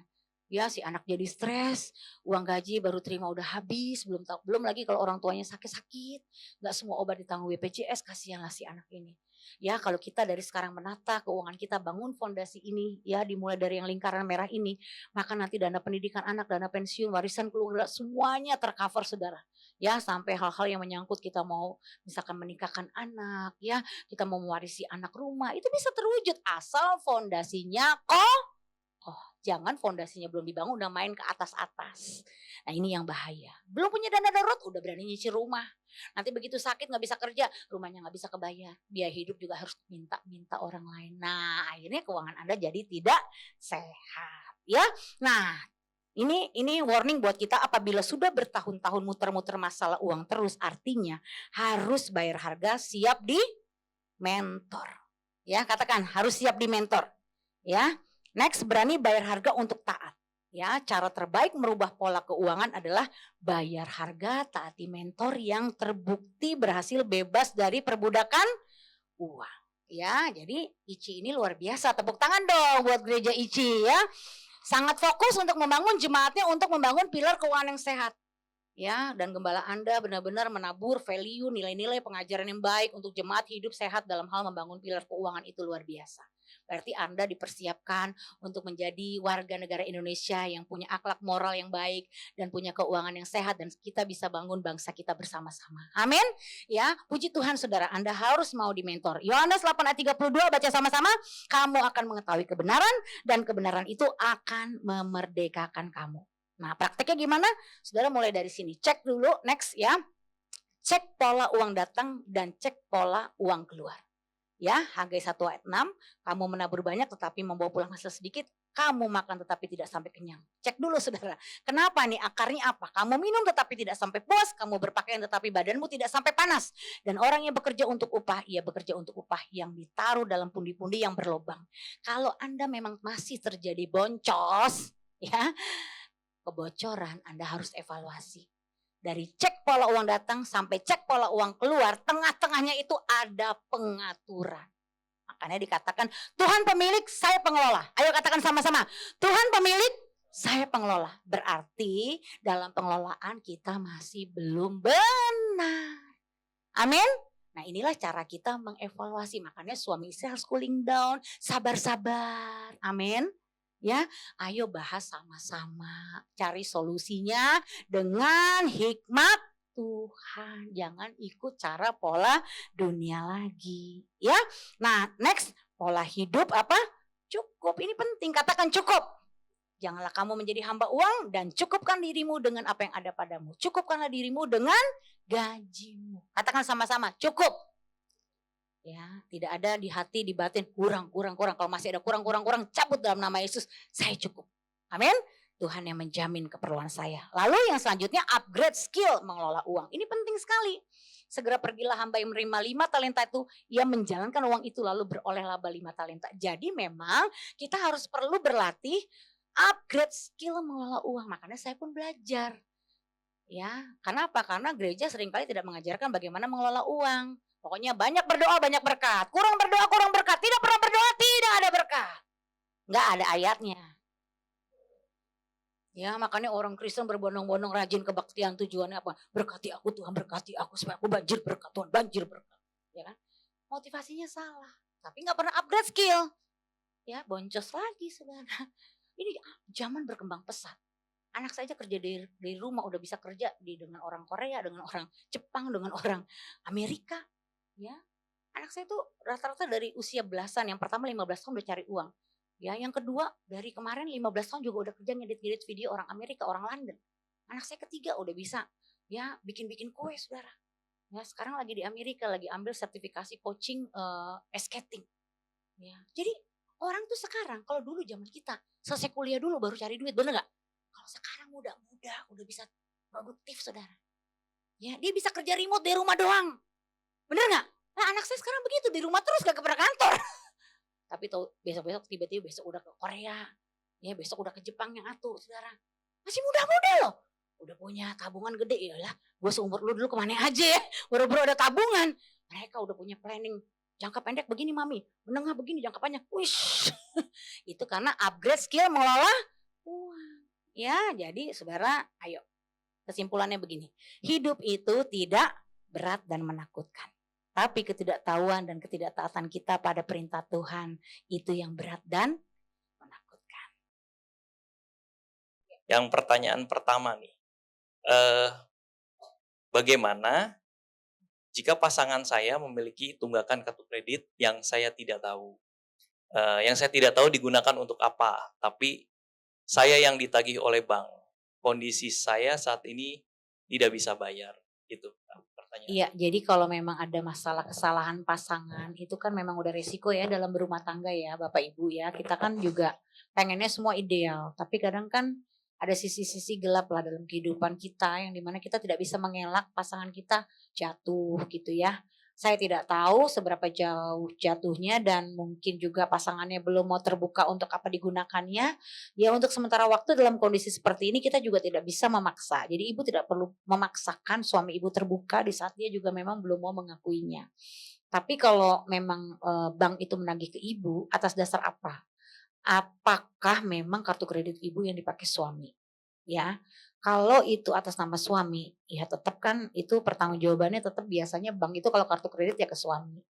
Tapi kalau memang suami sudah bilang ke banknya tagih aja istri saya, ya saya tidak tahu ya solusi di lapangannya. Tapi intinya kalau memang ibu tidak ada uang, ya ibu harus bilang ke banknya bahwa ibu belum ada uang. Dalam hal ini memang kenyataannya saya tidak pakai dan suami saya yang pakai, tapi saya tetap mau bertanggung jawab hanya untuk saat ini saya tidak ada uang. Ya, dan itu secara negosiasi sekitar kalau kartu kredit ya itu 6 bulanan ya memang akhirnya di-cut dan tidak perlu dibayar dulu. Ya karena memang kondisi nggak ada yang bisa dijual ya aset ya untuk menutupi ya. Kecuali kalau masih bisa jual aset. Ini kalau benar-benar udah nggak ada uang, gaji istri juga memang pas untuk kebutuhan hidup ya mau bagaimana lagi kan tidak bohong. Memang benar tidak ada, ya itu di-close dulu. Ngomong ke banknya, ya memang saya belum ada uang, saya sedang dalam proses dan maju ke bank untuk negosiasi minta bunganya di-cut. Dan biasanya bank tidak akan setujui. Ya, tetapi memang harus dilewati prosesnya. Nah, ini seringkali yang tidak kuat adalah mentalitas sang istri waktu ditagih debt collector. Ya, tapi kan sekarang ada hukumnya dan aturan jelas tidak bisa bertindak semena-mena juga kan. Jadi hadapi, ngomong baik-baik. Ya, nah kalau butuh pendampingan ya ikut mentoring keuangan dan minta didampingi juga secara kondisi mental ibu perlu sekali ya untuk bangun manusia rohani ibu karena banyak hal yang kita lihat orang-orang yang sudah benar-benar terjatuh dalam urusan hutang itu kan nggak kuat di masalah mentalnya kan, bukan masalah apanya ya, ya kalau udah kadung salah, tapi kan mental itu yang penting. Nah, mental kita menghadapi debt collector dan proses dalam menjalani sampai hutang itu selesai, kita perlu support yang namanya sistem. Ya, teman-teman seiman, lalu juga support secara basicnya tuh rohani kita juga tetap diperlengkapi. Jadi ibu juga memang benar-benar mesti ya andalkan Tuhan sepenuhnya, ada penghiburan Roh Kudus, ada hikmat Tuhan. Ya, itu karena kan ketakutan itu mengganggu pagi siang malam ya. Seperti saya tuh kayak jantung tuh berdetak-detak ya, apalagi kalau udah nanti debt collector bawa satpam ya, bisa teriak atau apa. Waktu zaman itu masih seperti itu tuh. Waduh, itu kan bisa mengganggu kesejahteraan kita ya. Ada yang sampai ngumpet tutup korden, ada yang sampai pindah kontrakan atau pindah rumah. Nah, menurut saya tetap dihadapi saja banknya dan bilang memang untuk saat ini kondisi saya belum bisa bayar. Oke, jadi prosesnya memang harus melewati proses negosiasi ya, Pastor Sandy ya. Oke. Yang berikutnya Pastor Sandy, bagaimana cara ampuh untuk keluar dari jerat judi online yang sudah mengakibatkan banyak hutang dan pinjol? Sudah didoakan, rumah tangga terancam, tetapi masih terjerat juga. Iya memang. Karena kondisi pertobatan seseorang itu tidak bisa dipaksakan ya. Dia masih terhalusinasi dengan pernah menang mungkin, dia masih berharap akan terjadi kemenangan-kemenangan yang dia pernah lakukan dulu. Ya itu kan judi kan begitu, dia nagih. Ya itu kan masih memang spiritnya dia masih diikat dengan semua keinginan dagingnya dan hawa nafsunya. Ya memang kalau dia mau bertobat, belum mau bertobat kita nggak bisa paksakan. Ya memang itu terjadi. Ya saya dulu misalkan ya belum mau bertobat, saya masih hidup free sex, saya masih hidup dengan kelabing dunia, dugem dunia gelap saya. Mama saya mau paksa sampai bekicot pun tuh mulut, ya, sampai cerewet berbusa. Emang saya bertobat? Enggak. Ya kalau udah di titik itu ya mama saya udah nggak pernah berhenti berlelah berdoa aja pagi siang malam. Udah mau bagaimana? Anak yang ngelawan semua, bukan hanya saya, 3 adik saya juga begitu. Cuman kan dari sisi yang berbeda ya. Kalau kita kenakalannya yang memang di bagian masalah pemberontakan ya dan menghancurkan diri juga dengan cara pergaulan bebas gitu. Ya tapi satu titik udah pasrah. Tapi bukan berarti mama saya tidak melakukan perannya juga ya. Dia tetap mengasihi, dia tetap kadang ngomong baik-baik ya, tapi tetap aja kan kita ngelawan terus. Ya sama mungkin juga suami ibu juga begitu, ibu udah ngomong baik-baik, nggak peduli, ngelawan terus dia mau dengan jalannya sendiri. Ya udah itu kita di luar kendali kita, karena kita nggak bisa ngontrol hati orang. Yang bisa cuman kita berkatin, kita tabur kebaikan, kita balas kejahatan dan kebaikan. Seperti mama saya, mama percaya kamu pasti bertobat, kamu pasti ngalamin Tuhan, keluarga kita dipulihkan, kita sama-sama melayani Tuhan. Seperti gila saya waktu dengar hal itu, sampai mati gue gak akan melayani, saya bilang begitu sama mama saya. Mama saya mana ngomong gini, Sandy, Mervin, Reki, Heski, semua anak papa mama jadi pendeta. Saya bilang amit-amit jawang bayi gue jadi pendeta. Ya kan saya tantang mama saya, gak bakalan gue jadi pendeta. Orang dulu ngerokok juga 4 bungkus, boro-boro mau mikir jadi pendeta ya. Kan hidup hancur begitu. Tapi kan kalau orang hidup beriman itu dia punya visi Tuhan. Nah ibu harus hidup dalam iman, punya visi Tuhan untuk suami ibu. Ya dengan kelakuan dan benar-benar pertobatan seorang istri, suami itu bisa dimenangkan. Ya buktinya papa saya juga gitu, sempat terlibat judi juga, spekulasi bisnis. Ya buktinya bertobat kan. Ya tapi tahan gak prosesnya, kan kembali ke orang lagi. Nah ini kan banyak yang gak kuat kan, akhirnya memilih give up kan. Mendingan gue cerai. Nah itu kan akhirnya kan jalan pintas lagi. Dipikir cerai itu jalan keluar. Perceraian malah tambah masalah lagi. Ya terbukti orang yang udah kawin cerai berapa kali, dia hidupnya gak happy juga, banyak masalah juga saudara. Nah jadi kan esensinya akarnya memang ketika suami sedang bermasalah, kita istri harus remuk hati. Ya seperti mama saya, ada bagian-bagian memang Tuhan tuh lagi berurusan dengan hati kita, membentuk karakter kita, sampai kita benar-benar mengerti kehendak Tuhan, rencana Tuhan. Nanti urusan suami itu bukan urusan kita, ada waktunya Tuhan. Ya sampai terjadi itu terobosan rohani dan suami juga boleh bertobat. Ya seperti itu Pak Chandra. Oke, thank you Kak. Yang berikutnya ada pertanyaan nih Kak. Bagaimana cara nagih uang ke saudara yang punya utang? Sementara kita sendiri berhutang juga. Seandainya utang saudara saya dibayar, hutang kita bisa berkurang. Mau nagih, tapi gak enak. Nah ya harus berani ngomong. Ya, makanya kalau udah sampai pada tahapan kita sudah meminjamkan, sebenarnya gini loh. Kalau saudara minjemin duit, saudara nggak bisa berharap dia balikin. Sebenarnya rumusnya kalau kita minjemin, berarti kita harus siap resiko kalau dia nggak bayar. Kan begitu intinya. Tapi kadang orang mau minjemin dengan maksud hati yang baik, tapi dia nggak siap resiko kalau nggak dibayar. Nah kan jadi kepahitan. Sementara dia juga ngutang orang, di mana dia harus punya tanggung jawab juga untuk membayar. Nah itu udah dilema deh tuh. Ya akhirnya apa? Hubungan jadi nggak enak. Ya mau nggak mau sekarang harus hadapi ngomong baik-baik. Saya sedang butuh uangnya, Dan kalau orang itu benar-benar punya niat yang baik, dia benar-benar berusaha untuk membayar, Anda ya puji Tuhan. Tapi kalau orang itu tidak punya niat yang baik, ya udah terima resiko. Sampai teman saya pernah ditipu sahabatnya itu 1 M.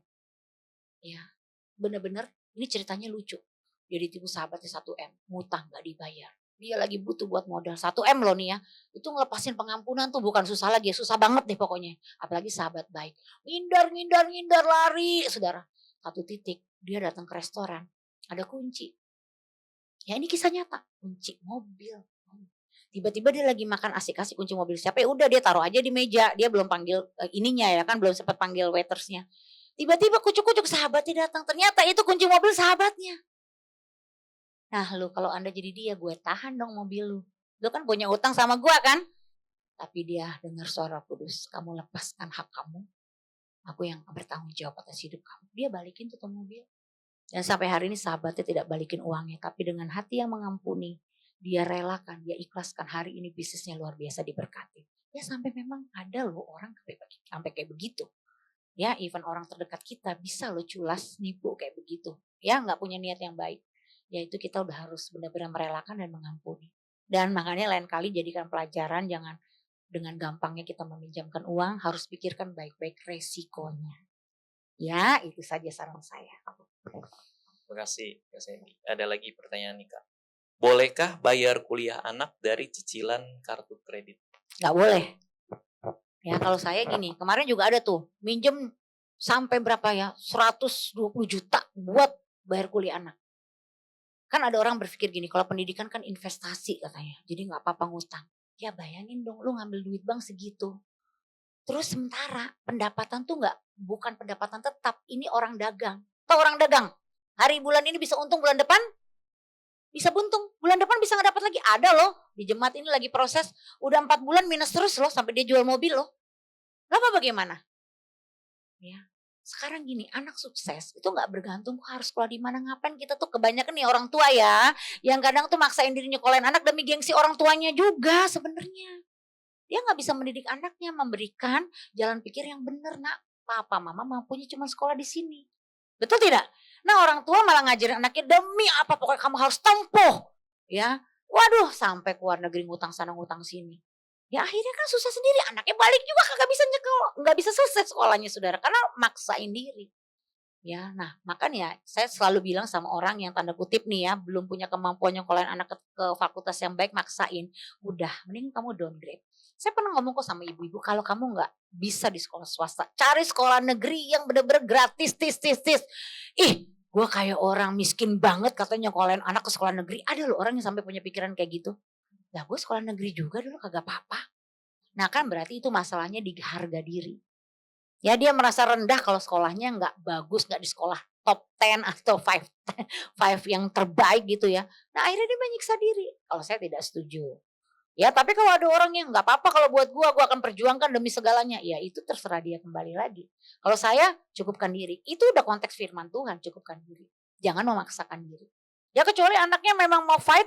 Ya anak saya S2 dapat loh beasiswa di Biola, California dengan online. Itu kalau bayar 800 juta loh S2 di situ. Saya bilang mami nggak sanggup. Mami masih punya tanggung jawab mau kuliahin adik kamu. Ya, tapi dia mau rela belajar. Dia cari-cari sponsor sendiri dapat. Ya puji Tuhan dia jadi S2 free. Kita nggak bayar saudara. Jadi sekalian saya juga mendidik anak saya bahwa dalam hidup ini tidak selamanya apa yang kamu mau bisa. Ya, jadi sekarang banyak kesempatan dapat beasiswa. Tinggal anaknya mau nggak berprestasi, belajar sungguh-sungguh. Ya, kalau kita mau sungguh-sungguh ada kok jalan terbuka. Ya jadi kembali lagi mindset kita apa dalam mendidik value nilai-nilai dalam keluarga kita. Kalau kita memaksakan diri, akhirnya nanti anaknya berontak kalau nggak dipenuhi. Repotlah kita. Itulah yang saya bilang MPP, mati pelan-pelan. Ya kita tanpa sadar bunuh diri kita sendiri. Kita nggak sanggup, kita paksain kan jantung kan jadinya berdetak lebih kencang. Ya kan? Darting bisa naik tuh. Darah jadi nggak stabil. Kenapa? Karena pikiran kita keras. Nah kalau Anda udah ada ya tanggung jawab tuntutan cicilan gitu ya dengan apalagi kartu kredit kan. Tadi saya bilang begitu. Cairin 40 juta. Lu bayar misalkan minimum payment 5 juta. Tetap bunganya dari 40 juta. Wah nunggak. Waduh bunga berbunga saudara luar biasa itu. Anda gak bisa kreatif. Orang yang punya utang nih pikiran jadinya apa? Mandek. Ya kayak ketutup stres saudara. Gak bisa ujung-ujung minum obat nanti. Tidur pun harus minum obat saudara. Kalau enggak nggak bisa tidur. Kan banyak kisah-kisah begitu. Jadi kita belajarlah coba ya dari situasi kondisi, kegagalan orang lain, mawas diri, lebih bijaksana lah. Downgrade aja, cukupkan diri. Itu saran saya. Oke, jadi banyak pilihan ya Kak ya untuk Iya, nggak betul. harus selalu yang kita mau. Betul, jangan Terus kemudian bela-belain juga lah. tadi saya menangkap pasti ada solusi ya kalau kita Iya, cari tahu. Karena kan sekarang iya, teknologi begitu berkembang ya, betul. informasi begitu cepat. Jadi Bahkan kalau saya bilang sama orang yang belum mampu, nggak apa-apa anak kamu suruh kerja aja lulus SMA. Kerja dulu, kerja, kerja. Ya, banyak kok orang lulusan SD, lulusan SMP, lulusan SMA juga sukses. Kalau memang keadaannya belum memungkinkan, pas dia mau kuliah, orang tuanya bangkrut misalkan, bagaimana? Ya kan kondisinya anaknya sekalian dididik, kamu kerja dulu ya nak, apa mama juga lagi berjuang. Orang itu banyak loh, justru karena keterbatasan fasilitas, jadi dia fight, dia berjuang, sukses loh. Justru yang udah banyak fasilitas tuh malah, lihat tuh ya. Wah, dibeliin mobil BM, Mercy, mati kecelakaan gara-gara naik mobil barunya, mabok nyetir mobil. Waduh, ngenes gak tuh orang tua? Aduh, gue udah beliin yang bagus, matinya ketubrukan. Ya kenapa? Karena semuanya ngegampangin akhirnya. Banyak anak orang berduit akhirnya rusak mentalitasnya kan. Kenapa? Karena udah biasa terpenuhi. Jadi coba kita balance, bukan berarti yang punya juga nggak boleh memberikan fasilitas ya, saya tidak bilang begitu. Cuman dilatih tetap mentalitasnya harus benar-benar punya daya juang, menghargai. Janganlah jadi anak yang dibiarin, pembiaran, gampangan, manja, semua-semua ada, semua-semua ada. Akhirnya dia nggak punya dong mentalitas yang kuat. Ya sayang gitu loh. Nanti papanya udah bangun capek-capek, bisnisnya sukses, anaknya tinggal ngancurin. Ada banyak kejadian seperti itu. Ya lebih baik anak diajak komunikasi dari hati ke hati. Saya percaya kok kalau kita tanamkan value yang baik, nanti dia ada daya juang, dia bisa juga survive. Dia bahkan dia bisa kuliah dari uangnya sendiri. Contoh, saya punya saudara janda, ya suaminya meninggal muda serangan jantung. Anaknya mau kuliah di Amerika nggak bisa, akhirnya terbukalah peluang di kuliah di Singapura. Singapura dapat dana beasiswa. Udah itu dia dapat kerjaan edit video di Singapura. Gaji udah ribuan dolar Singapura. Akhirnya apa? Anaknya sekarang bisa kuliah sambil kerja. Lihat tuh, karena keterbatasan anaknya jadi ada daya juang dan memang anaknya pintar. Jadi dia akhirnya dapat peluang. Tuhan itu juga kasih jalan dong saudara. Lihat kapasitas seorang, orang dia mampu, dia pintar, Tuhan sanggup buka jalan. Nah anak ini sekarang udah ke Singapura nih. Kuliah biayanya pakai upah. Uang gaji dia sendiri. Anak ibunya cuma support bantu-bantu untuk makan. Gak seberapa jadinya. Ya, jadi di situ kita lihat ya kalau orang tua dalam keterbatasan anaknya fight, anaknya berusaha, ada kok jalan keluarnya. Dia bisa kuliah sambil bekerja. Ini terbukti baru nih, ponakan sendiri. Ya, seperti itu. siap, Bapak Ibu dan kakak-kakak yang di sini, tolong siapkan yang mau bertanya langsung. Saya kasih 2 kesempatan ya setelah pertanyaan yang ini ya. Iya. Oke, yang ini Kak. Kondisi saya jika saat ini sedang sakit. Iya. Dan sukar rasanya untuk mencari uang dengan usaha dan bekerja. Kira-kira bagaimana Kak solusi? Kalau sakit memang kan itu emang case khusus ya. Nah, segera disolusikan sakitnya apa. Mungkin dengan keterbatasan dia sekarang, pihak-pihak yang di keluarga inti itu bisa nggak ada yang membackup. Saya nggak tahu kan apa ini single parent, apa anaknya masih kecil ya. Dan itu mesti dicari solusinya di keluarga dulu. Ini kan dalam kasus khusus ya, dia nggak bisa bekerja karena sakitnya mau bagaimana. Ya itulah mungkin ya untuk uang kebutuhan hidup, tanda kutip ya, kalau yang masalah makan, minum yang kita benar-benar bisa support. Tapi selebihnya ya memang itu ada hal-hal di mana ya kita nggak bisa berbuat juga terlalu banyak, tergantung kemampuan lagi orang-orang yang ada di sekitar dia yang sudah lebih mengenali dia. Nah, kalau dia memang seorang yang punya attitude-nya yang baik, biasanya keluarga itu dengan ringan tangan, dengan mudah, dengan rela itu menolong. Ya, kalau dia punya attitude yang baik. Tapi ada hal-hal khusus case ya yang saya lihat di lapangan, keluarga dekatnya pun tidak ada lagi yang mau menolong. Akhirnya dia carilah jauh-jauh DM-DM orang yang gak dikenal, minta bantuan atau apapun. Bahkan dia minta tolong sama orang yang sama sekali tidak kenal sama dia. Nah itu something wrong. Jadi gini, dalam hal berkat secara keuangan, Tuhan tuh memakai hubungan baik untuk datangkan berkat. Makanya kita kalau hubungan baik, pasti berkat itu mengalir kan? Mazmur 133. Kalau kita hidup rukun, kesanalah berkat Tuhan diperintahkan. Makanya jadi hidup itu jangan bangun kerusuhan, tapi kerukunan. Nah kalau sampai case-nya si ibu ini sakit, sampai orang-orang terdekatnya gak ada yang peduli, berarti something wrong, ada apa? Apakah benar-benar sakit atau ada masalah karakter yang dimana orang-orang sekelilingnya yang terdekatmu sudah merasa mungkin tertipu atau termanipulasi, dimanfaatkan dan kita tidak tahu. Ya, kalaupun gereja mau ikut terlibat teman-teman komselnya yang sekali lagi ya kita lihat kondisinya sakitnya apa, cari solusinya. Ya kalau memang udah benar-benar terbukti ada surat dokter atau apa dia memang tidak bisa bekerja, ya coba sedapat mungkin kita hanya backup makannya saja. Sejauh mana nanti keluarganya bisa membackup atau anaknya yang bisa membackup ya kita nggak tahu, mesti diajak konseling. Ya kan kita nggak tahu detailnya hanya seperti ini kita nggak tahu ya kendala-kendala secara detailnya. Jadi mesti by konseling juga dilihat kondisi-kondisinya. Ya, seperti itu. Thank you, Pastor Sandy. Iya. Bapak Ibu atau kakak-kakak ada yang mau bertanya langsung? Saya kasih kesempatan 2 di sini. Kalau enggak ada saya lanjutin ke yang di tertulis nih ya. Oke ya, saya lanjut ya. Nanti kalau beberapa pertanyaan saya bacakan, kalau terpikir mau bertanya boleh ya yang di sini. Oke. Dikasih kesempatan. Oke Kak, yang berikutnya Kak. Kalau udah bayar tagihan nih, Iya. kemudian nggak ada dana lagi untuk perpuluhan, karena harus disisihkan untuk dana darurat dan kebutuhan sebulan. Gimana caranya agar bisa kasih perpuluhan? Kalau saya pribadi, ya perpuluhan itu seperti apa ya? Kalau anak saya bilang gini, "Hokam ya Mami, hokam, orang itu udah dibukakan pintu berkatnya oleh Tuhan. 10% masih dipersoalkan dengan alasan tanda kutip orang tua masih susah, ya atau masih punya hutang." Ya sedangkan yang saya alami sendiri bersama suami walaupun ini bukan doktrin tapi pengalaman kami sendiri merdeka dari hutang justru karena kami bayar perpuluhan di depan dan sebuah komitmen karena bicara perpuluhan itu tidak ada paksaan ya harus dari dasar pengertian dan kerelaan hati. Ya saya yakin gereja yang bijaksana pun tidak akan pernah menagih perpuluhan kan sama jemaatnya kan? Nggak ada kan? Jadi kita juga nggak ada lo harus bayar perpuluhan kan nggak ada.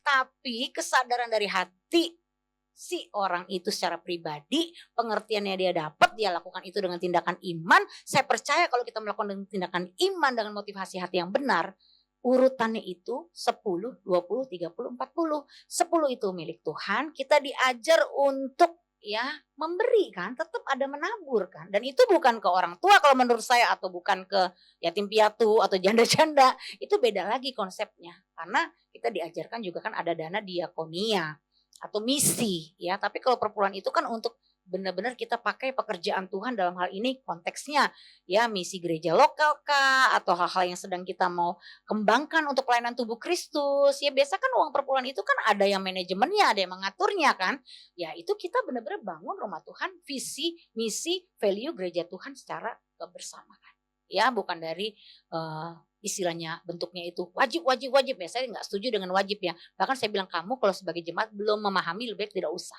sampai kamu dapat iman harus perlu pemahaman sampai Roh Kudus sendiri yang mencelikan mata hati kamu mengerti paham betul tentang makna perpuluhan ya jadi kalau saya pribadi menerapkan perpuluhan itu 10% pertama jadi kalau saya gaji 3 juta di pikiran saya gaji saya itu 2,7.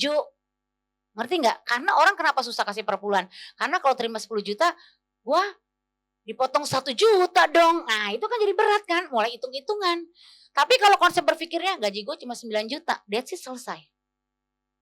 Ya sama gini, kalau Anda kerja, Anda harus bayar pajak. Berarti Anda terima gaji dipotong pajak. Ada yang komplain? Sama bos? Kurang ajar ya bos ya, lo potong gaji gue ya. Bayar, emang begitu? Kalau bayar pajak ada yang komplain nggak? Berani ngomong ke bos? Kan enggak kan? Udah tahu kan aturan mainnya kan? Ya kenapa perpuluhan lu kompromiin? Kalau gaji lu kok bisa legowo, lu bisa ikhlas? Kan sebenarnya hanya pengertiannya aja yang dia belum dapat. Ya tapi kita sabar-sabar aja lah. Saya juga ada masanya waktu itu dalam keadaan susah sempat gak bayar perpuluhan. Saya alasan lah, saya kan masih punya tanggung jawab. Sampai akhirnya saya juga bertobat sendiri gitu dalam hal itu ya. Saya dapat pengertiannya kan saya alasan saya kan juga hamba Tuhan. Pelayanan juga semuanya mana. Uang juga untuk buktinya saya sendiri juga nggak terjamin kok. Masih susah juga kok. Banyak alasan kan untuk saya nggak bayar gitu ya. Untuk nggak memberi gitu loh. Tapi justru di saat saya kekurangan Tuhan banyak menanamkan value dalam hidup kita tuh jangan take it tapi giver, memberi. Nah di saat saya dilatih bersama suami memberi disitulah titik terobosan keuangan terjadi. Ya jadi kembali lagi ke pengertian. Jadi 10 itu perpuluhan, 20% itu tabungan kalau memang Anda tidak ada masalah hutang ya. Kalau ada masalah 30% tuh ya bisa ditambahlah tabungan ya. Misalkan untuk investasi 30% artinya Anda misalkan mau investasi kemana Ya 10% kan dana darurat, 30% investasi. Ya jadi 10, 20, 30, 40-nya untuk biaya hidup. Tapi kalau ada masalah hutang, ya mesti diatur lagi. Baik konsultasi. Makanya orang-orang yang punya hutang ini, mereka terbuka, income-nya berapa, mentornya memberitahu, memberikan arahan. Oh baiknya kamu bijaksananya seperti ini. Tapi mereka yang punya hutang itu yang kita mentor kebanyakan memberi persepuluhan dan mereka justru mengalami sendiri gitu loh. Revival, terobosan rohani dalam hidup mereka. Ya, jadi intinya sih di situ. Tapi kalau belum memahami, kita nggak bisa paksa juga kan, nggak boleh loh maksa-maksa. Jadi mesti dari dalam diri dianya dulu. Kita hanya bisa mengarahkan dan memberi tahu value yang benarnya seperti apa. Terima kasih Kak. Berikutnya nih Kak, menurut Pastor Sandy ini, bagaimana tanggapannya mengenai ambisi untuk menambah income, meskipun income yang sudah ada sudah mencukupi? Nah, kita harus punya batasan. Ya, artinya gini, kalau kita nggak pernah ada batasan ya, berarti nanti di level yang udah sebenarnya kita nyaman pun kita masih tetap kurang. Terjebak dengan perasaan kurang tadi, akhirnya ambisi itu bisa menyesatkan visi. Ya, ambisi merusak visi. Ya, jadi kita itu hidup kan ada maknanya. Kita hidup itu ada destiny-nya, ya, tujuannya. Kalau kita hanya untuk terus menambah terus dengan untuk memperkaya diri, itu namanya kan ambisi cenderung apa? Untuk saya lebih banyak lagi, lebih banyak lagi. Dan akhirnya nggak pernah puas kan? Sampai satu titik dia hancur dengan ketidakpuasannya. Karena hatinya selalu apa? Ingin meraih keuntungan lagi. Dan kalau udah banyak begitu biasanya terjebak dengan apa? Roh pelit. Ya, dia makin kikir, dia makin sombong, dia nggak akan memberi apa yang dia Tuhan percayakan untuk juga pekerjaan Tuhan, mengembangkan mungkin visi misinya Tuhan, dia kabur gitu. Orang berambisi itu hidupnya kan dalam egosentris. Kristus tidak menjadi pusat, tapi egonya menjadi pusat. Akhirnya dia hidup tidak memenuhi kehendak Tuhan, tapi memenuhi kehendaknya. Nah ini yang kita harus waspada. Ya keberhasilan kita Tuhan percayakan kepada kita untuk tujuan endingnya apa sih? Menggenapi visi Tuhan. Yusuf dia kaya raya, dia diberkati Tuhan. Tujuannya apa? Mensejahterakan satu bangsa. Ya kan? Jangan cuma gini, lu kalau dijolimi orang belajar dari Yusuf, tenang aja. Ntar Tuhan ngangkat lu gak naik tangga, naik lift tuh. Naik durut. Ya, kadang orang gitu ya. Belajar dari Yusuf tuh, ntar lu kaya raya, ntar lu hebat. Yusuf tuh kaya raya dengan maksud tujuan apa? Untuk mensejahterakan bangsanya. Dia gak memperkaya diri kan? Iya. Tapi kalau lu naik lift sampai lu lupa diri, oh gue jadi sultan, gue jadi orang hebat. Waduh, akhirnya apa? Dia kilaf dengan kegemerlapan dunia ini. Ya wah dia makin jatuh terpuruk. Sampai Tuhan bilang gini, buat apa kamu memiliki kekayaan sisi dunia ini tapi jiwamu binasa? Endingnya nanti kalau meninggal jangan nulis, aku telah mengakhirkan pertandingan hidupku dengan baik. Jangan tulis begitu. Bukan dengan baik, lu memperkaya diri doang. Itu cuma jadi slogan di Nissan. Saya gak mau nanti di Nissan saya, aku mengakhiri pertandingan hidupku dengan baik. Benar-benar baik gak? Ya memang Tuhan yang menguji. Tapi kan ada buahnya dari hidup kita. Sampai ada orang meninggal ya, tuh di peti istrinya ditaruh tas Hermes yang 1,5 miliar, ditaruh tas jam Richard Mille ya yang 1 M lebih itu. Pokoknya sama cincin berlian, 3 benda kesayangan suaminya ini, kesayangan istrinya suaminya taruh. Sampai orang yang datang, aduh mendingan buat gua kan, itu kan mendingan buat apa ya kan? Duit miliaran taruh di peti apa gunanya? Ya, tapi ya udah orang kalau udah emang udah ambisinya memang harta dan itu yang berharga. Sampai dibawa peti pun dia buat apa sebenarnya? Ya, jadi itu kan sia-sia juga. Jangan. Kita itu pengelola, Tuhan pemilik. Ya tetap kita kalau dipercayakan sesuatu bukan untuk memperkaya diri ya, untuk memperluas kerajaan sorga. Itu sih intinya ya kalau menurut saya seperti itu. Tapi kalau belum dapat makna hidupnya, ya bacalah buku Rick Warren itu, Purpose Driven Life, supaya Anda tahu makna hidup Anda apa. Jangan Anda seperti orang tuh berambisi kerja keras, kepala di bawah kaki di atas, jadi kayak orang main sepak bola ya. Main terus tapi gak ada gawangnya, lu capek sendiri. Makanya giliran Anda kaya pun udah jadi sultan pun tuh baca kitab pengkhotbah berulang-ulang. Ya, Salomo tuh udah sultan di segala sultan. Sekarang aja nggak ada sultan seperti Salomo. Dia bilang apa? Semua sia-sia. Bener nggak? Matinya juga sia-sia. Mau ikut jejak begitu? Silakan aja. Kalau saya nggak mau, kembali lagi hidup itu pilihan. Saya mau finishing well. Ya, bukan kehendak saya. Kita tuh hidup bukan agenda kita. Kita hidup tuh menurut agendanya Tuhan, desainnya Tuhan. Karena sejak sebelum kita ada dalam kandungan ibu kita, Tuhan sudah punya blueprint untuk hidup kita. Nah hiduplah untuk blueprintnya Tuhan itu, bukan untuk ego kita, maunya kita. Ya, jadi makanya kalau orang ambisi akhirnya merusak visi, itu yang jadi bencana. Akhirnya kita kehilangan segalanya. Jangan sampai ya, kita harus punya hati untuk mencapai visinya Tuhan. Jangan ambisi merusak visi, tapi punya hati mencapai visinya Tuhan. Sehingga kita hidup menggenapi rencana Tuhan. Amin. Engkau aman, anak cucumu ditinggalkan warisan iman, warisan uang, anak cucumu bisa mengelola dengan baik, keturunanmu, semua anak cucu cicit, perkasa di bumi, angkatan orang benar diberkati, damai sejahtera. Nanti meninggal dengan sentosa baru, itu rest in peace. Ya, tapi kalau kau meninggal, anak cucumu berperang, berebutan warisan, tembak-tembakan, stres lah sudah, keturunanmu hancur. Betul tidak? Makanya orang berambisi lihat tuh nanti tinggalin warisan, anak cucunya berantem bunuh-bunuhan. Kemarin tuh di rumah sakit jemaat ada yang kokonya dibacok sama adiknya sendiri. Gara-gara masalah warisan, saudara. Aduh, Anda kalau hidup dalam ambisi ngeri, keturunanmu kasihan, saudara. Terbunuh-bunuhan.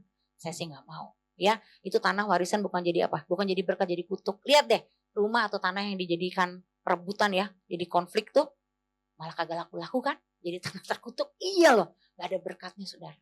Itu value itu penting, makanya bukan hanya sekedar kaya. Value hidup kita apa, makna hidup kita, itu jauh lebih penting. Karena kau harus melanjutkan value itu ke anak cucumu. Ya, biarlah kita nanti ketika kita dipanggil Tuhan, anak cucu kita damai. Amin. Semuanya diberkati Tuhan dan melayani Tuhan. Bapak Ibu, kakak-kakak, ada yang mau langsung tanya? Dibuka kesempatan. 2 orang.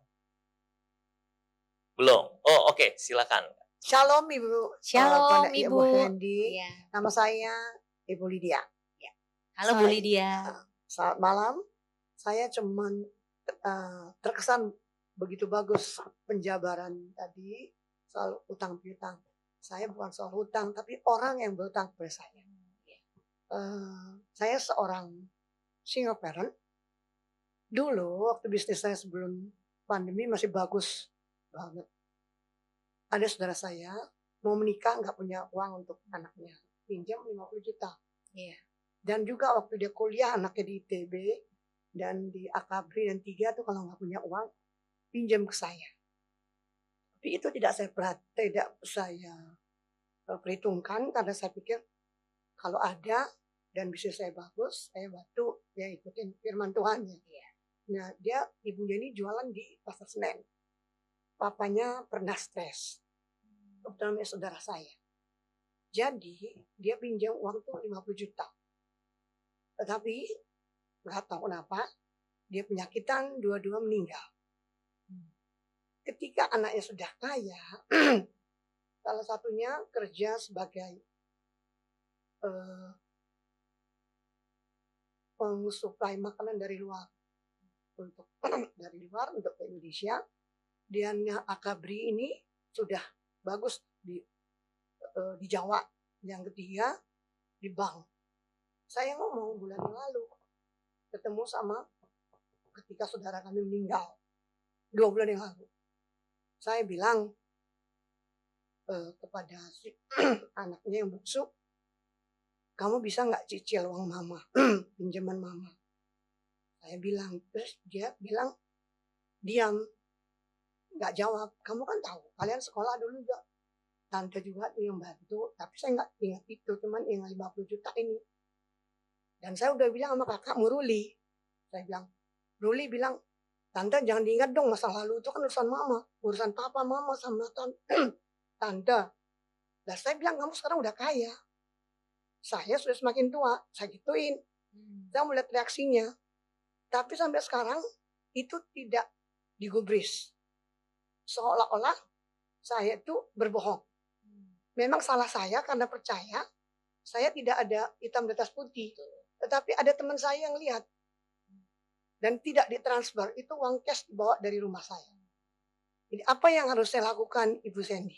Cuma itu aja yang saya minta. Terima kasih atas perhatiannya. Terima kasih buat keterbukaan Ibu Lydia ya. Tidak mudah memang menghadapi hal ini. Namun kalau lihat dari kondisi ibu, pertama memang ada kesalahan ibu. Walaupun saudara, ini juga jadi pelajaran buat yang lain. Yang namanya pinjaman, tetap harus ada bukti di atas hitam putih, apalagi tidak ada pentransferan.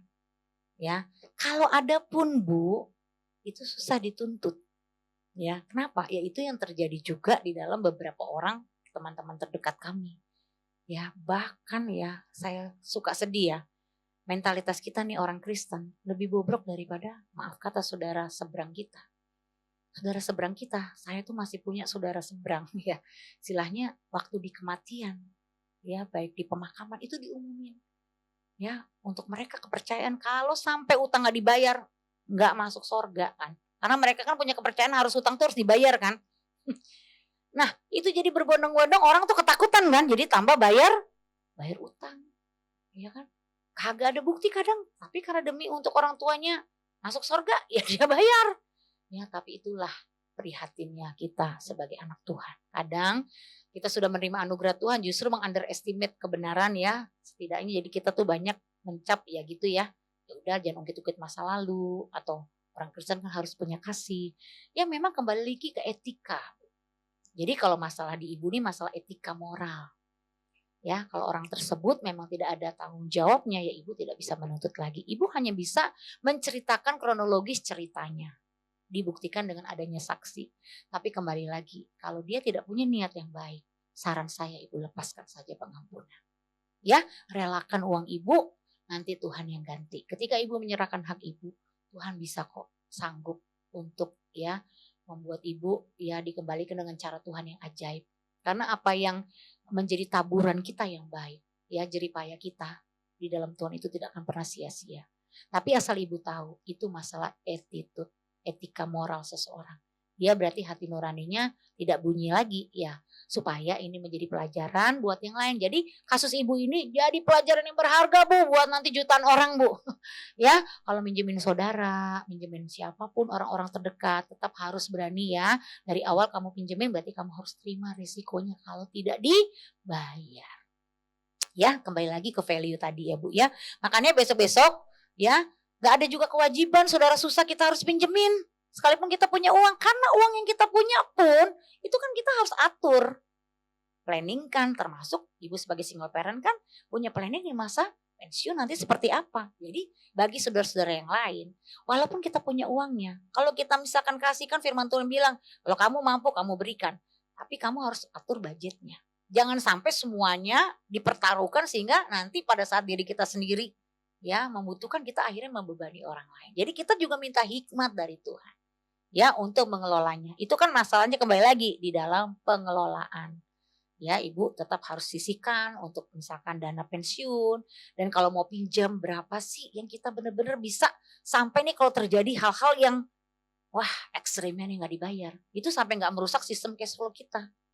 Paham ya sampai di sini ya? Jadi budgetkan aja, coba serelanya. Bapak ibu berapa? Iya, itu mah banyak Bu. Iya, saya juga waktu dagang Bu, yang gak bayar tuh semua pendeta. Udah ngambil vitamin sampai 3 juta, gue udah capek-capek. Akhirnya saya nombok, saya yang udah lagi susah, jadi saya itu 3 kali saya kena sama pendeta. Ya mungkin ya itulah kan, makanya gitu pilar keuangan. Ada orang rohani bagus, pelayanan keren, tapi soal utang gak bayar, banyak kayak gitu. Ya jadi itu gak pandang bulu, itu masalah mentalitas. Ya jadi ibu relakan, ampuni. Itu urusan hati dia sama Tuhan. Tapi perbuatan baik ibu tidak akan pernah sia-sia. Ibu menabur yang baik, ibu akan menerima yang baik. Ya, Tuhan memberkati Ibu Linda. Ada lagi? Ibu Lydia. Ibu Lydia. Ada lagi Bapak Ibu Kakak? Oke, sebentar. Shalom, selamat Shalom. malam Kak Cindy. Ya. Ya. Saya bersyukur buat malam hari ini apa yang dipaparkan Kak Cindy mengenai keuangan itu saya juga mengalami. Dalam kehidupan saya dengan istri itu apa ya, memang dalam kehidupan kalau misalkan kita antara suami istri nggak terbuka, dalam arti kita nggak ngobrol masalah keuangan. Saya dulu orangnya baik dalam arti selalu memberi, ya kan. Mereka tahu saya ada uang, saya suka kasih. Akhirnya istri tertekan juga karena memang istri nggak mau ngomong, berani ngomong gitu. Ada satu proses yang kita alami tahun 2008 itu benar-benar kita alami luar biasa, Tuhan proses buat kita yang sebenarnya kita tuh udah tahu kebenaran firman itu, tapi terkadang ya saya sebagai suami kepala kan kayak gitu kan, itu yang saya alami. Akhirnya dengan proses itu kita, baik saya secara pribadi sebagai suami mengalami itu saya sadar sampai semua apa yang saya alami, apa yang saya punya semua hilang kayak gitu. Akhirnya dengan proses itu saya belajar, saya sadar bahwa saya salah juga, terus istri juga sebagai puji Tuhannya punya istri yang luar biasa, istilahnya dalam arti Tepuk tangan dulu Iya. dong, luar biasa Ibu. ya karena memang dia selalu akhirnya dengan pengalaman apa yang kita alami itu, dia berani untuk ngomong, bicara sebagai istri karena memang mungkin saya bersyukur karena dia seorang pendoa yang selalu menguatin saya juga sebagai saya seorang pelaut kayak gitu. Ya mungkin keluarga dekat saya pikir kan saya ada uang nih. Akhirnya selalu ini makanya saya belajar dengan pengalaman hidup saya belajar untuk bicara dengan istri, ngomong dulu. Kita sharing bagaimana bisa nggak memberi atau bagaimana. Karena selama ini saya ngasih tanpa ngomong sama istri. Akhirnya istri juga tertekan kayak gitu kan. Ya puji Tuhannya saya kesaksian aja sih dalam hidup saya. Karena saya juga ngalamin tahun 2008 akhirnya dengan 2018 akhirnya dengan proses itu Tuhan bentuk kita sebagai suami istri. Dulu istri memang kalau mau dibilang tahun 2000 dari sama nikah saya ini suka masuk rumah sakit terus. Dalam arti ini kesaksian sih. Dalam arti tertekan gitu karena nggak berani ngomong. Nah tahun 2018 itu kita diproses, kita dibentuk. Akhirnya dengan dia berani ngomong, saya ngomong kenapa keadaan kita seperti ini. Saya ngomong juga, saya minta ampun, saya minta maaf juga.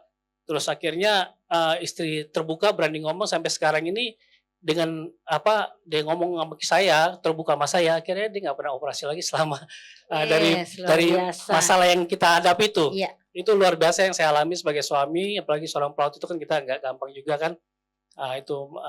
Artinya bersyukur aja buat semuanya kalau kita mempunyai hubungan kita dengan baik dengan Tuhan, apalagi istri sebagai penolong, kuat juga kita sebagai suami ditopang juga, akhirnya kita juga dengan begitu kita sadar bahwa kita salah, akhirnya kita saling dibentuk satu sama lain. Itu dia aja. Terima kasih. TOP bingit Pak. Luar biasa Bapak dan Ibu jadi kesaksian ya. Jadi memang gini ya, dalam proses perjalanan hidup kita seringkali kita tuh dimurnikan sampai habis semuanya. Seperti waktu papa mama saya tuh habis semuanya. Harta, uang, tanah. Bahkan itu saya ingat papa saya bertobat tuh 1989. Itu masih ngutang satu rentenir doang ya, belum utang bank itu 1,5 miliar. 1,5 miliar di tahun 89. Ya, papa saya itu juga orangnya royal, Pak. Dia tuh juga bisa gitu loh. Ngasih ke orang tanpa kompromi. Mama memang gak pernah pulang. Mama saya juga makanya gak tahu deh uangnya kemana. Malah uang warisan mama saya disikat juga. Mama saya kan cinta banget ya. Tulus banget. Ya dalam hati gue bego sih mama. Bodoh. Dulu kan saya ngomong gitu. Mama bodoh amat sih. Makanya mau dimanfaatin. Ya bayangin setiap terima duit. Mama saya justru kasih tahu. Aku habis dapat warisan. Dulu papa saya malah seger ya denger begitu. Boleh gak aku pakai bisnis dulu? Ya namanya istri dikasih terus. Ya gitu Pak. Papa saya roya. Traktir keluarga, gayanya parlente Pak. Rolex, Mercy, keren ya. Tapi ya gitu, spekulasi, duit ngutang-ngutang gitu habis. Ya memang itu gaya hidup. Kembali lagi itu kan orang sebenarnya murah hatinya tidak salah, tapi tidak tepat karena tidak ada kompromi dengan istri. Karena kan kita harus mengatur bersama. Kayak bapak sama ibu mau ngasih orang tua aja kan harus sepakat. Bener nggak? Nggak boleh diam-diam. Belakang tangan istri nggak tahu, suami nggak tahu. Atau gajinya doang disetor, nanti boros-boros diem-diem. Nah kan kita nggak boleh, itu namanya kita sudah buka celah. Iya, puji Tuhan. Makanya ini kan buat kesaksian yang lain, setidaknya dengan pengalaman Bapak dan Ibu tadi, ayolah suami istri belajar sepakat. Ya, jangan kalau mau ngasih orang main seputus, termasuk juga untuk memberi buat gereja. Ya, karena kalau Tuhan bicara dengan suami, Tuhan juga harus meneguhkan ke istri. Enggak, pokoknya saya dapat suara Tuhan, harus kasih ke gereja 100 juta. Nah loh, pasangannya nggak dapat nih. Konflik deh. Kalau enggak tunggu, waktu saya mau kasih perpuluhan di depan, itu kan enggak main-main, keputusan yang berat loh. Gaji 3 juta kasih 2,5 juta di depan. Waduh, kalau kita enggak sepakat, enggak boleh itu dilakuin. Tapi seimannya sama. Saya tuh benar-benar sama suami dapat suara yang sama. Kasih di depan. Itu menjadi bukti iman kami. Bukan kami nyogok Tuhan ya, tapi saya benar-benar lagi dilatih tuh dimurnikan gitu loh. Sejauh mana sih lo percaya sama gue gitu kata Tuhan. Kalau percaya gue, lu gak takut gitu kalau gue suruh beri gitu. Saya tuh waktu itu emas tuh udah kasih loh buat pekerjaan Tuhan. Saya kasih lah untuk rumah anak-anak, pelayanan narkoba, cincin ya, kasih. pelayanan hamil luar nikah. Jadi setiap ada tantangan saya nggak pernah takut memberi loh orangnya loh. Kasih. Tapi ya kadang suami gitu, sayang kamu lain kali bijak gitu kalau ngasih-ngasih ya hati saya tuh kan senang memberi. Ya memang itulah kelebihan saya, karunia memberi. Tapi kadang tidak sepakat sama suami, ya saya juga bertobat. Ya kenapa kalau Tuhan bicara sama istri, Tuhan juga bicara sama suami. Berdua sepakat. Amin. Ya gitu. Kalau belum sepakat ya jangan dulu dilangkahin. Sepakat dulu. Supaya masing-masing punya diberi kesempatan untuk bertumbuh bersama ya sebagai suami istri. Ya kadang ya kalau suaminya terlalu royal, istrinya juga ada warning-warning, radar-radar, ya dengar juga lah masukan istri. Ya seperti itu. Bukan salah di memberinya tapi bijaksanalah. Dan harus tetap sepakat suami istri. Ya keterbukaan itu penting di dalam hubungan suami istri. Thank you Bapak Ibu.